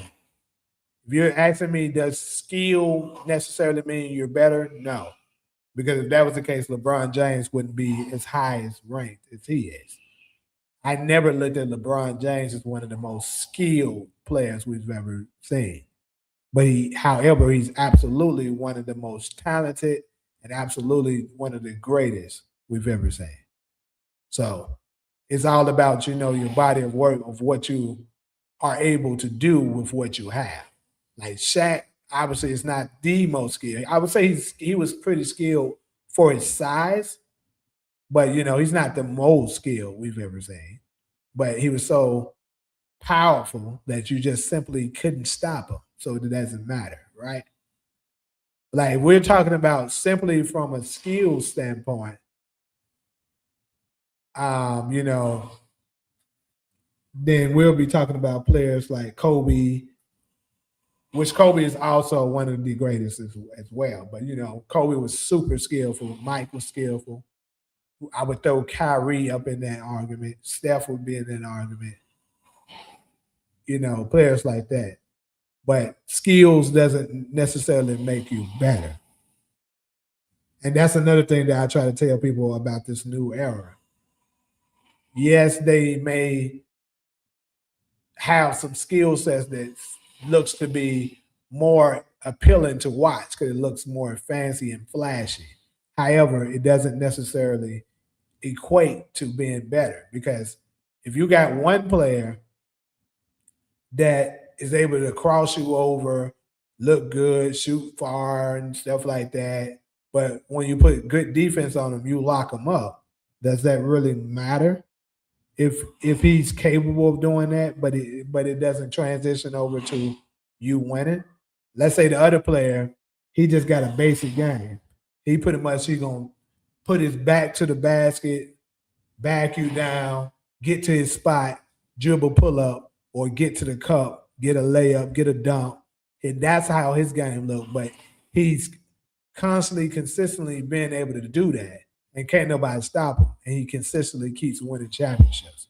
Can you truly say that the player that was able to dribble it better, has flashier passes, can shoot from deeper from 3 and things of that nature, is better just because he's able to do fancier skill sets?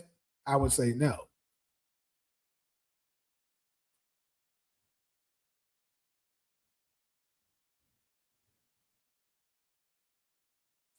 So you said this is your top 10. Michael Jordan, number 1. Number 2, Shaq. Shaq is crazy. Tim Duncan is 3, is crazy, kind of too. Kobe at number 4. Okay. Bron at 5. Okay, I can take that. Elijah Wan at 7. I'm not mad at it. Kareem at 8. All right. Magic at 9. Okay. Bill at 10. Or am I tripping? Because I see you say Will at 10. So obviously you got, in my opinion, you got Shaq way too high. Tim Duncan is a tad bit too high. And if you move the order around some, I wouldn't be too mad at your top 10. But yeah, there's no way Shaq is number 2. That's insane. Tim Duncan being number 3. You told me you're a Tim Duncan fan too, I believe. So that would make sense of why you got him that high, but there's no way he's number 3. Who would you say is more dominant, Shaq or Steph Curry? Well, they're dominant in different ways. But we're going to talk about strictly dominance. I probably would say Shaq because Shaq is just simply harder to stop. And it's crazy. It's kind of crazy to say because Steph is unstoppable in a different way. Like Steph is such a outlier. He's such a dude is such an exception to the rule that what you typically would see, which is why it would be a huge testament to his greatness. Because typically, historically, you'll always look at a jump shooter as like, okay, he's a good jump shooter, but hey, eventually in certain days, jumpers don't fall. So can't nobody typically do that for that long of a stretch. Steph Curry has obtained this for so long.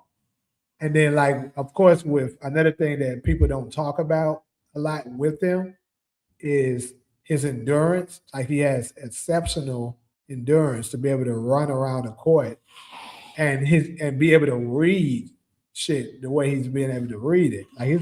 That's another one whose basketball IQ don't get talked about enough. To be able to put himself in a position to be able to score. Because keep in mind, Steph Curry finds a way to get open a lot. Although he's the greatest shooter we've ever seen, he still knows how to run the system to be able to get himself free to get a pretty good look to make a shot, right? So, and then of course he makes very difficult, insane shots. So it's different levels of dominance. It's done differently. It's just that with Shaq, majority of his shots is going to come within 3 feet. So that's a very high, much higher percent shot. And Steph Curry, of course, majority of his shots is coming from probably 25 feet. And that's a tougher shot. But of course, one of them is worth 3, the other is worth 2.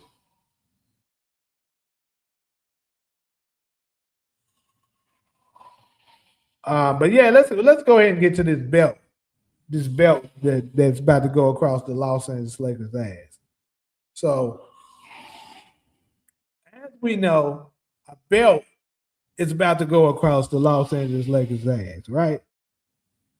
We know that the Oklahoma City Thunder are now up 2-0. It's kind of weird because they've won both games by 18 points. But yet, I must say that it doesn't look like it didn't seem like a dominant win. Right? Like it wasn't a dominant win. Even though it's kind of crazy to say 18 points is not a dominant win because it is. But if you just pay attention to the game, like for the most part, the Lakers were able to hang in there. It wasn't until the end of the game that we were able to see this Oklahoma City Thunder break away and kind of blow it open. So I got to be honest. Although they did win twice by 18, it didn't make me think, oh, there's no way the Lakers have a chance at it, because it wasn't a dominant performance. You know what I'm saying? Like, it wasn't a performance from start to finish that you're like, okay, the Lakers don't have a chance at winning this. Simply looking at the game and how the scoring was done, right? Now, here's the other thing. What we also got to factor in is the fact that the best player on the Oklahoma City Thunder, Shai Gilgeous-Alexander, has yet to have a great game yet. So we got to factor that in too, right? Shai hasn't had a great game yet, and they were still able to beat them by 18 both games. So I guess it's going to come down to how much do we think the home court advantage standpoint is going to help the Los Angeles Lakers, because we know they're going to be at home tomorrow. Now, let's go ahead and talk about the pros for the Lakers right now. The pros of them being at home right now is the fact that certain players that was able to get them past the damn, this ugly ass nigga was just snowing. But the good part is that we were able to see throughout the first round players like Luke Kennard, Marcus Smart. Who else played kind of well during the Rocket series, especially those two? I'm trying to think. Was it somebody else that kind of came along for the party to help them with the Rockets? If there's anybody else that y'all can think of, let me know. But Luke Kennard is the one that I'm thinking about the most right now. If Luke Kennard can show up tomorrow, could that change a few things? Because I think the highest we've seen him score in this Oklahoma City, I think he did have a game that he had 10, right? I believe he had a 10-point game. But we know during that Rocket series, he was able to have multiple 20-plus point games. So perhaps if they go home, could Luke Kennard spark a 20-point game and help give them a lift? But keep this in mind. If he does, you would still need LeBron to produce as well. But he would have to give you 25 plus as well. And Austin Reeves would also have to chip in close to the same in order for them to have a legitimate shot at this. Now, this is just me simply speaking of what needs to take place for the Lakers to have a chance. Obviously, you can't turn the ball over because we know Oklahoma City capitalize off turnovers. That's where they really bury you when you turn the ball over a lot. So that's the things that we got to look for to see could the Lakers potentially have a shot at this. But like I've been saying, Shai hasn't had a good game yet. Who is this? What's up? Who's there? Yo, what's up, bro? How you doing? I'm good. What's up? What you got? You know what I'm saying, dude? I'm just trying to hear you out, bro. I really feel like you don't know how the truth about basketball. You feel me? You said what? I feel like you really don't understand basketball if you really like the Knicks like that. If I really like the who like that? The Knicks. I'm not even a Knicks fan, dude. So what the fuck are you talking about? Yeah, you know what I'm saying? I feel like you really just don't understand basketball. Okay, so explain why you think that. Because you feel like the Knicks are going to be going to the finals. I never fucking I said mean, that. So what the fuck are you talking about? See, no, that's but what I'm no, saying. but You didn't hear me say that okay. not once. All right. So what do you think? Exactly. See, you just What's your come to the team? same What's your thing. team? So you don't even know. Yeah, you know when. I put that in the caption because a lot of Knicks fans, I'm Yeah, guessing you just read the title and assumed. So I put no. that in their title because a Mm-hmm, lot of Knicks fans tend to believe that they're going to go to the mm-hmm. finals this year. Oh, okay. I got you. Okay. Well, Yeah, I'm not. No, so it's clickbait, is what it is. something like that. I Because guess. yeah, so I was right But keep at in the mind, end. it has a question mark. I didn't say Yeah, exactly. Yeah, but whenever I see that, I'm like, oh, okay. So he thinks that the Knicks are going to go to the finals. No, they're no. not. No, I said no. But whenever you have it in your title, it's like, oh, it's a question mark. Like, oh, are they going to go to the final? No, no, they're not. No, yeah. So but you I'm think asking it. a question But to you're the making me think that you think that they are going to go to the finals. You feel well, me? that's And they're just not. you. That was your assumption. You No, could have no, just no. asked in the That comment was your section. clickbait. No, no, that was your clickbait. That's why I joined in just to see. And It you're gonna kick wasn't. me. It, like No? I said, Okay, you're it not gonna says kick me. it's Okay, a that's question. fine. No. It's a question mark. All right, what's your team then? If you're gonna be real about it. I'm a Phoenix Suns fan. Okay, so you really don't watch it like that. The fuck are you talking about? What me being a Like you Phoenix Suns fan got to do with me watching it? knowing what's good. Anyways, bro, I'm not about to go back and forth with you. Just because I'm Cause a you Suns fan. clueless. That's all good. That's all good.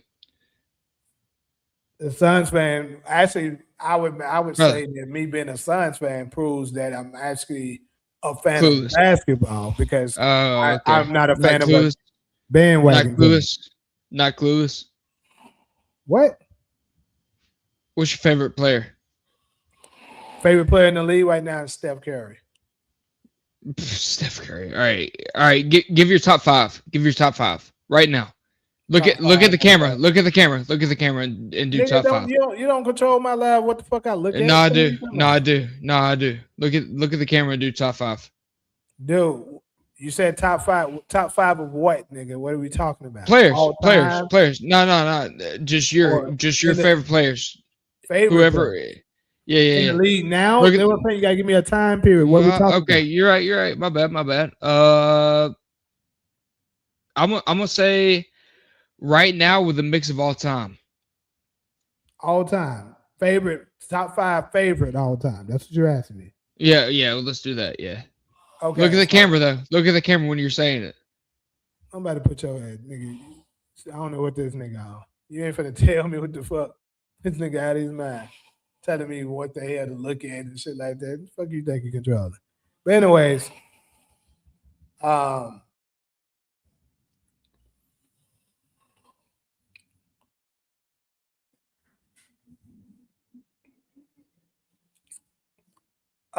what I was saying, nigga done fucked up my whole goddamn memory with this bullshit. So let me read you. You said which legend had the greatest single season ever in the NBA in history of NBA?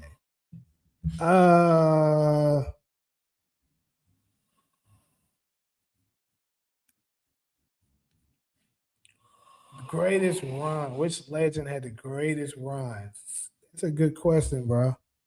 Hold up.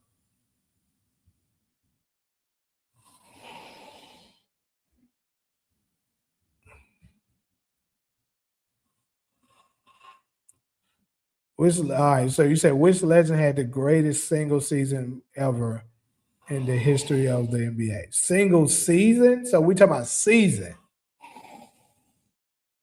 Bro, honestly, call me biased. And hey, you can call me on my shit if you disagree.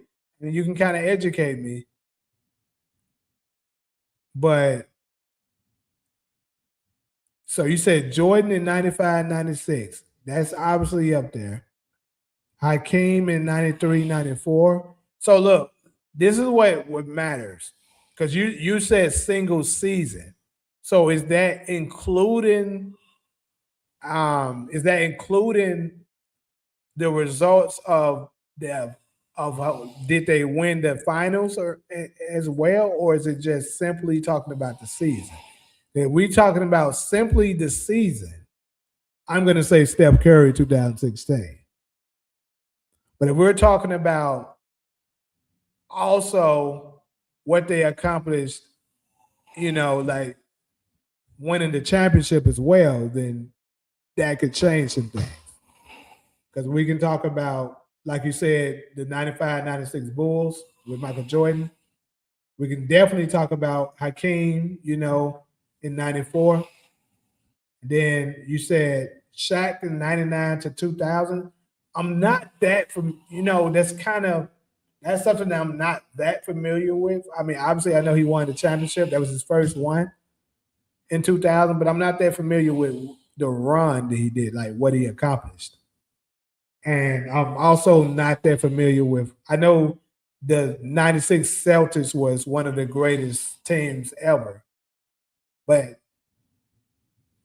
I know they won 67 games that year. They record with 67 and 15. But to say what Larry Bird did personally, I'm not that familiar. So, and then you also said Kareem year in 1970 to 71. Also, way before my time, I'm not too familiar. So my youth would kind of show when it comes to that. You would have to educate me a little bit on that.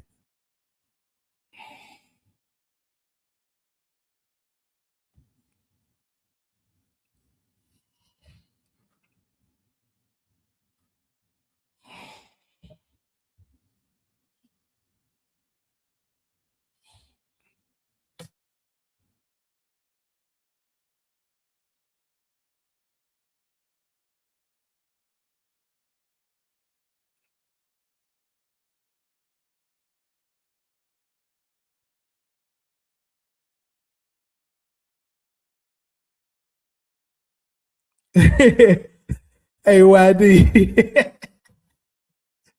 My bad, YD. I'm just not seeing your comment, bro. You got it already. I was just not seeing your comment, bro. I was about to drop it now. Man, why you didn't keep that whole ass nigga up here, man? That's why I kicked his ass out. I was trying to give him a chance, bro. Like, what the fuck are you talking about, nigga? Damn, bro, I was coming to help you, bro. I was like, what the fuck are you? This nigga was telling me, look at the bro. To be honest with you, I think that nigga was on some fruit cup shit. Me too, bro. I'm like, nigga, what the fuck are you telling me? He talking about looking at the camera when you say it. That nigga a ho, man. Yeah. I'm like, nigga, this nigga came over here telling me what day you're talking about. Look at the camera. Hey, he said you were looking at the camera and shit, bro. It be a lot of niggas. Man, I got up here. Oh, shit. And one nigga for crazy shit. Yeah, bro. That's why I be cautious. Like, as soon as the people come up there, I ask them some quick questions. If they ain't answering quick, I just kick their ass off because I actually had a fruit cup came up here and did some diddy shit. Nigga, fruit cup. Dead ass, bro. So I was like, damn, bro. Out of here. Okay, so if you're talking about winning the championship, bro. If you're talking about winning the championship, the greatest run probably would be for me, probably Olajuwon. Olajuwon, because like Michael Jordan, and obviously what they did was very impressive in '96. But them winning the championship was something you expected after winning 72 games. But I'm not mad if somebody thinks it's the 96 Bulls. That's obviously was a very great run too. I mean, you can also, if we're talking about that, you can throw 2011 Dallas Mavericks in that conversation as well. Because look at what they did. I can't remember exactly how many games they won that year, but they defeated the defending champion Kobe, swept them. They beat Kevin Durant, Russell Westbrook, Thunder. Even though I'm cold, I still like being by that. And who else they beat? Obviously, they beat the big three Heat, but it was. I'm trying to remember who was the other Western Conference team. Keep having my phone. Hey, who beat the big three Heat? I'm talking about because the brother right there asked me what do I think the greatest run was, and I said I was throwing a couple of teams that you can put in there, you know, players and teams. So I was like Dirk Nowitzki's run, Like playoff runs. Oh, okay. Yeah, so you know he swept Kobe, he beat Kevin Durant and Russ, and he beat LeBron them in the same round. So like that's very impressive. Oh yeah, that was a hell of a run. Yeah. But you know who would have been the best run though if Oklahoma City would have beat the big three Heat, they'll have the best run. So let me try to remember who did they face in the West that year. They gentlemen swept the champions, which was Dallas. They gentlemen swept Kobe. Then they 4-2 nigga the San Antonio Spurs. Then they played LeBron. Now I remember that part. I remember when they played the Spurs, and then of course the championship against the Heat. I still don't think they'd have been better than the 2000. Yeah, bro. You see what? Just think about that, bro. Oklahoma City would have gentlemen swept Kobe. They would have, nigga. I think they swept Dallas. That was the champions.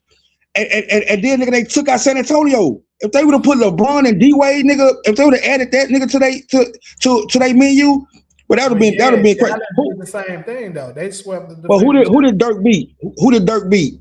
They swept the defending. I know he beat Kobe.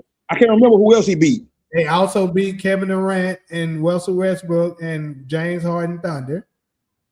Keep in mind, they beat. Did they beat San Antonio too? I think the Thunder beat San Antonio, if I'm not mistaken. Let me go back and look at that. Yeah, tell me that. But I know they had a hell. They beat some good ass teams to get there, and they beat the big three Heat.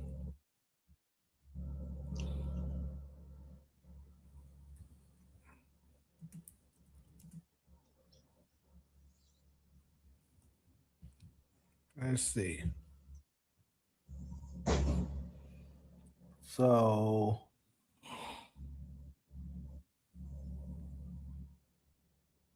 shit, I'm looking at the wrong here. There we go.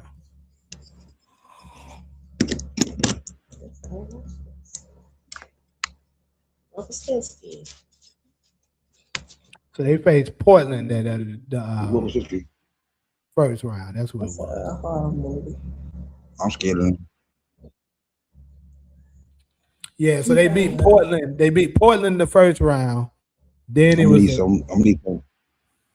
the Lakers. Then it was the Portland. Okay, yeah. Okay. Yeah, bro, I would go with the Thunder run if they would have beat Miami. So the Thunder's run is they beat Dallas, they beat the Lakers and San Antonio. Kobe. Yeah. It is impressive, I gotta say. Yeah. Cause think about it, then they would have beat the big three Heat. But that's nasty, bro. I would say what kind of makes it a little different is Dirk them, like if Kevin Durant, Russell Westbrook, and James Harden would have beat the big three Heat, you know, you wouldn't have been that shocked about it because the team, if you look at simply the team, you're like, okay, you know, we can see how that happened. Because keep in mind, like you said, the Heat was the underdog. When Dallas came up against the the Heat, they were the underdog. Nobody thought the Mavericks had a chance at that. I mean, they had a chance. They weren't supposed to win though. Yeah, but no. Let's be real. I agree with you there. People didn't think they had a chance. Oh shit! That's somebody one season I burned it in can't the shake, bro. road. I can shake every other season. I can shake every other season LeBron had, bro, except for 2011. Rick Barry, 1975, leading the Warriors to the NBA championship. And that's why he Hey, can't be. And that's why I can't put it. That's why I can't put him over Jordan, bro. I'd be wishing that Jordan had a 2011. that's crazy. Why the fuck would you wish that? And that's another thing. Because then I have a reason. That's another thing about Michael Jordan that just pushes him far ahead of everybody else. That's the only player that I know of that you can say he's never had a bad series. You can say certain series wasn't as good as the others, but to say he had a bad series, you can't say it.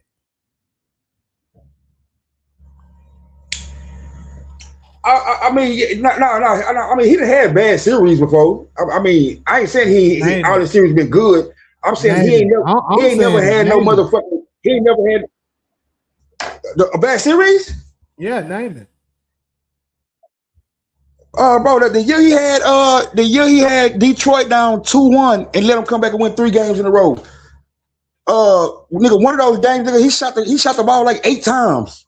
Like that's what I'm saying, bro. When you say bad series, like the bar's so high that I'm saying 2011, I don't classify that as a bad series. I classify that as a meltdown. That's worse than a bad series. A bad series, nigga. If it was just a bad series, nigga, I wouldn't even care. Anytime you got 2 teammates that average more than you, that's a bad series. No, you're not getting what I'm saying. I'm saying if it was just a bad series, it wouldn't stick with me like it stick with me now. 2011 is worse than a bad series, bro. Okay, I got you. But yeah, what I'm saying is a bad series, nigga, is what Steph. A bad series is what Steph had, nigga, in 2016. I agree with you. Yes. But what I'm saying is Mike never had none of those. I know, nigga. So okay, so that's what I'm saying. He never had a bad series. He had a series that you can say this series wasn't as good as the other seasons. I mean series, sure. Everybody can say that. But no. That's what I'm saying, bro. That's what I'm saying. Like bro, back in the day, bro, bad series, nigga, was kind of contingent on were you expected to win or not. Let me give you an example. Sure, okay, you remember the year that Jordan scored 63 on the Celtics? Yeah, I'm saying you remember the year that Jordan scored 63 on the Celtics? It don't matter what Jordan would have did that year, it wouldn't have been a bad series because he wasn't expected to win. He wasn't even supposed to be there. Yeah, but at the same time, if you're there, because he got swept. Yeah, he got swept, sure, but it was simply because he was outmatched. Celtics team was just way better. But there's a difference between, okay, bro, you getting your ass whooped and you underperforming. Like let's say Mike got swept in each game, they held him under 20. That would have been a bad series.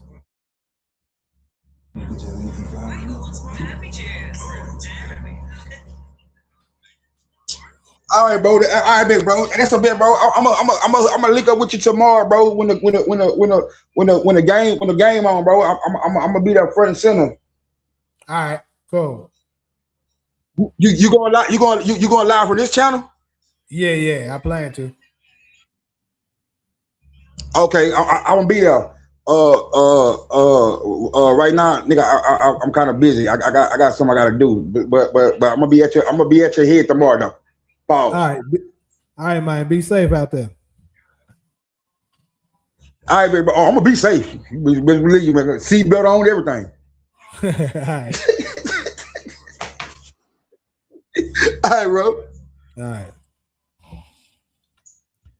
My boy Young Menace, you said I came and seen the title. All I gotta say is New York coming out black. Hey, yeah, New York got a chance to get into the finals. I'll say that. They got a chance at it. Am I saying they're gonna do it?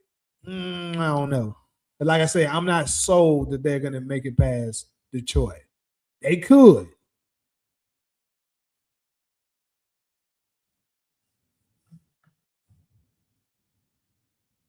Celtics also went 40-1 at home in 1986.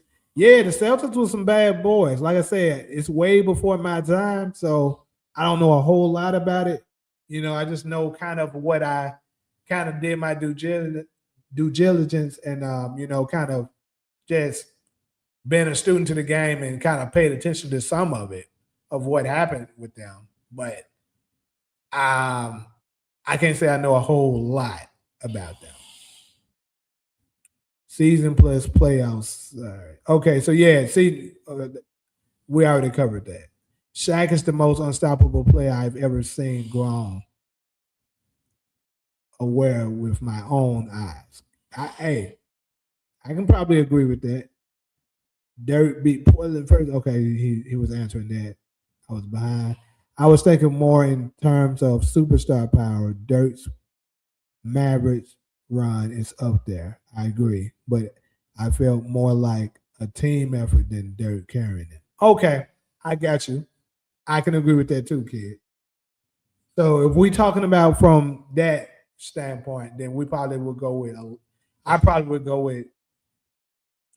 I probably would go with Elijah one because how this is what reason why I'll say that because we know Mike in '96 was very dominant, right? They ran through the East and they ran into the Celtics. I mean, they ran into the Supersonics, sorry, in the finals.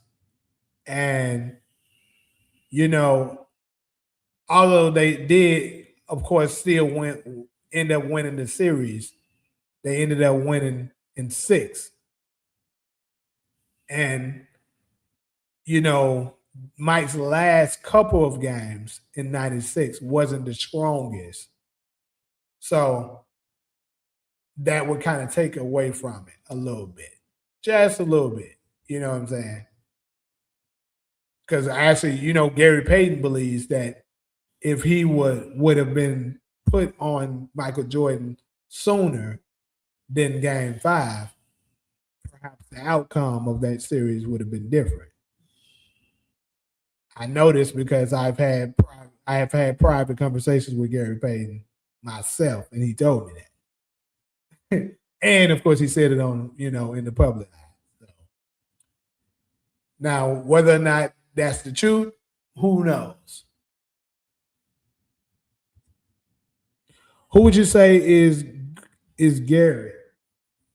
I think you meant to ask who would I say is better between. I'm guessing you meant Garnett or Dirk. And if you're asking me that, I'm picking Kevin Garnett. Yeah, that's what you meant. In clutch time. Okay, so now you changed it. You say in the clutch time. Oh shit. Maybe you'll go with Dirk doing that if we're gonna add that to the mix. What's up, SG?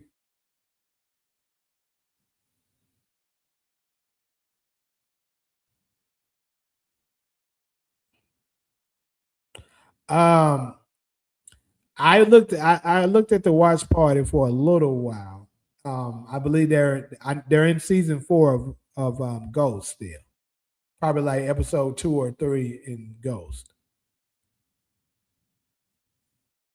I'm about to go ahead and get up off here anyways too, but yeah, I want to go ahead and finish up my last statement before that little dude came up here with that weird shit that he came up here with.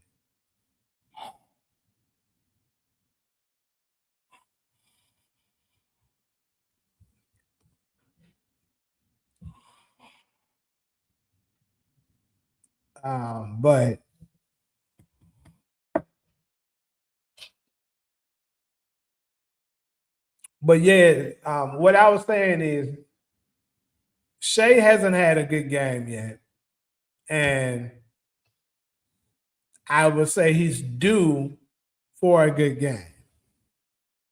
The first game, we know he had some pretty bad turnovers. 7 turnovers, that's pretty bad, especially for, him. Shea don't typically turn the ball over very much.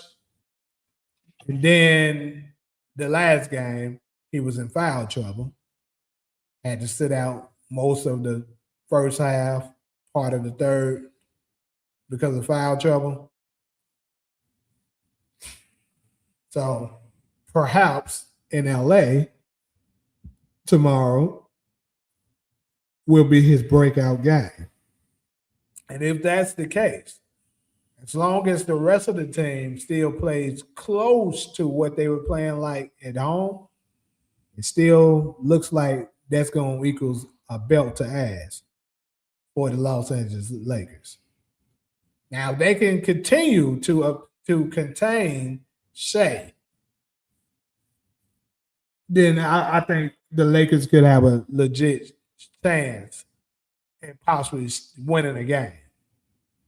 Because typically for role players, role players typically don't play as well away as they do at home. Now, that's not the case for them motherfuckers when they played my sons, because them bitches was hitting everything. They would piss me the fuck out. But anyways, we know they set tomorrow to play 5:30 my time, Pacific.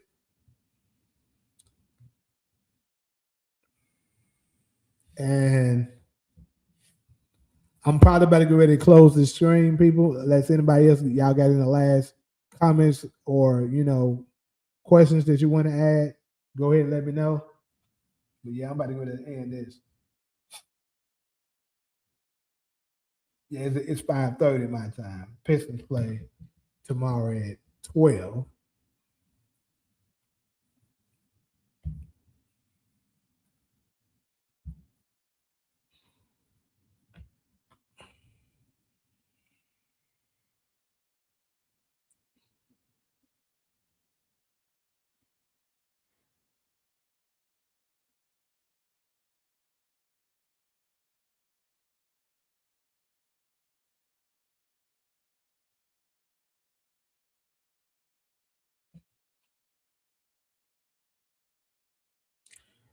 Yeah, I agree. Olajuwon's 93-94 seems to be the best up so far from the ones mentioned.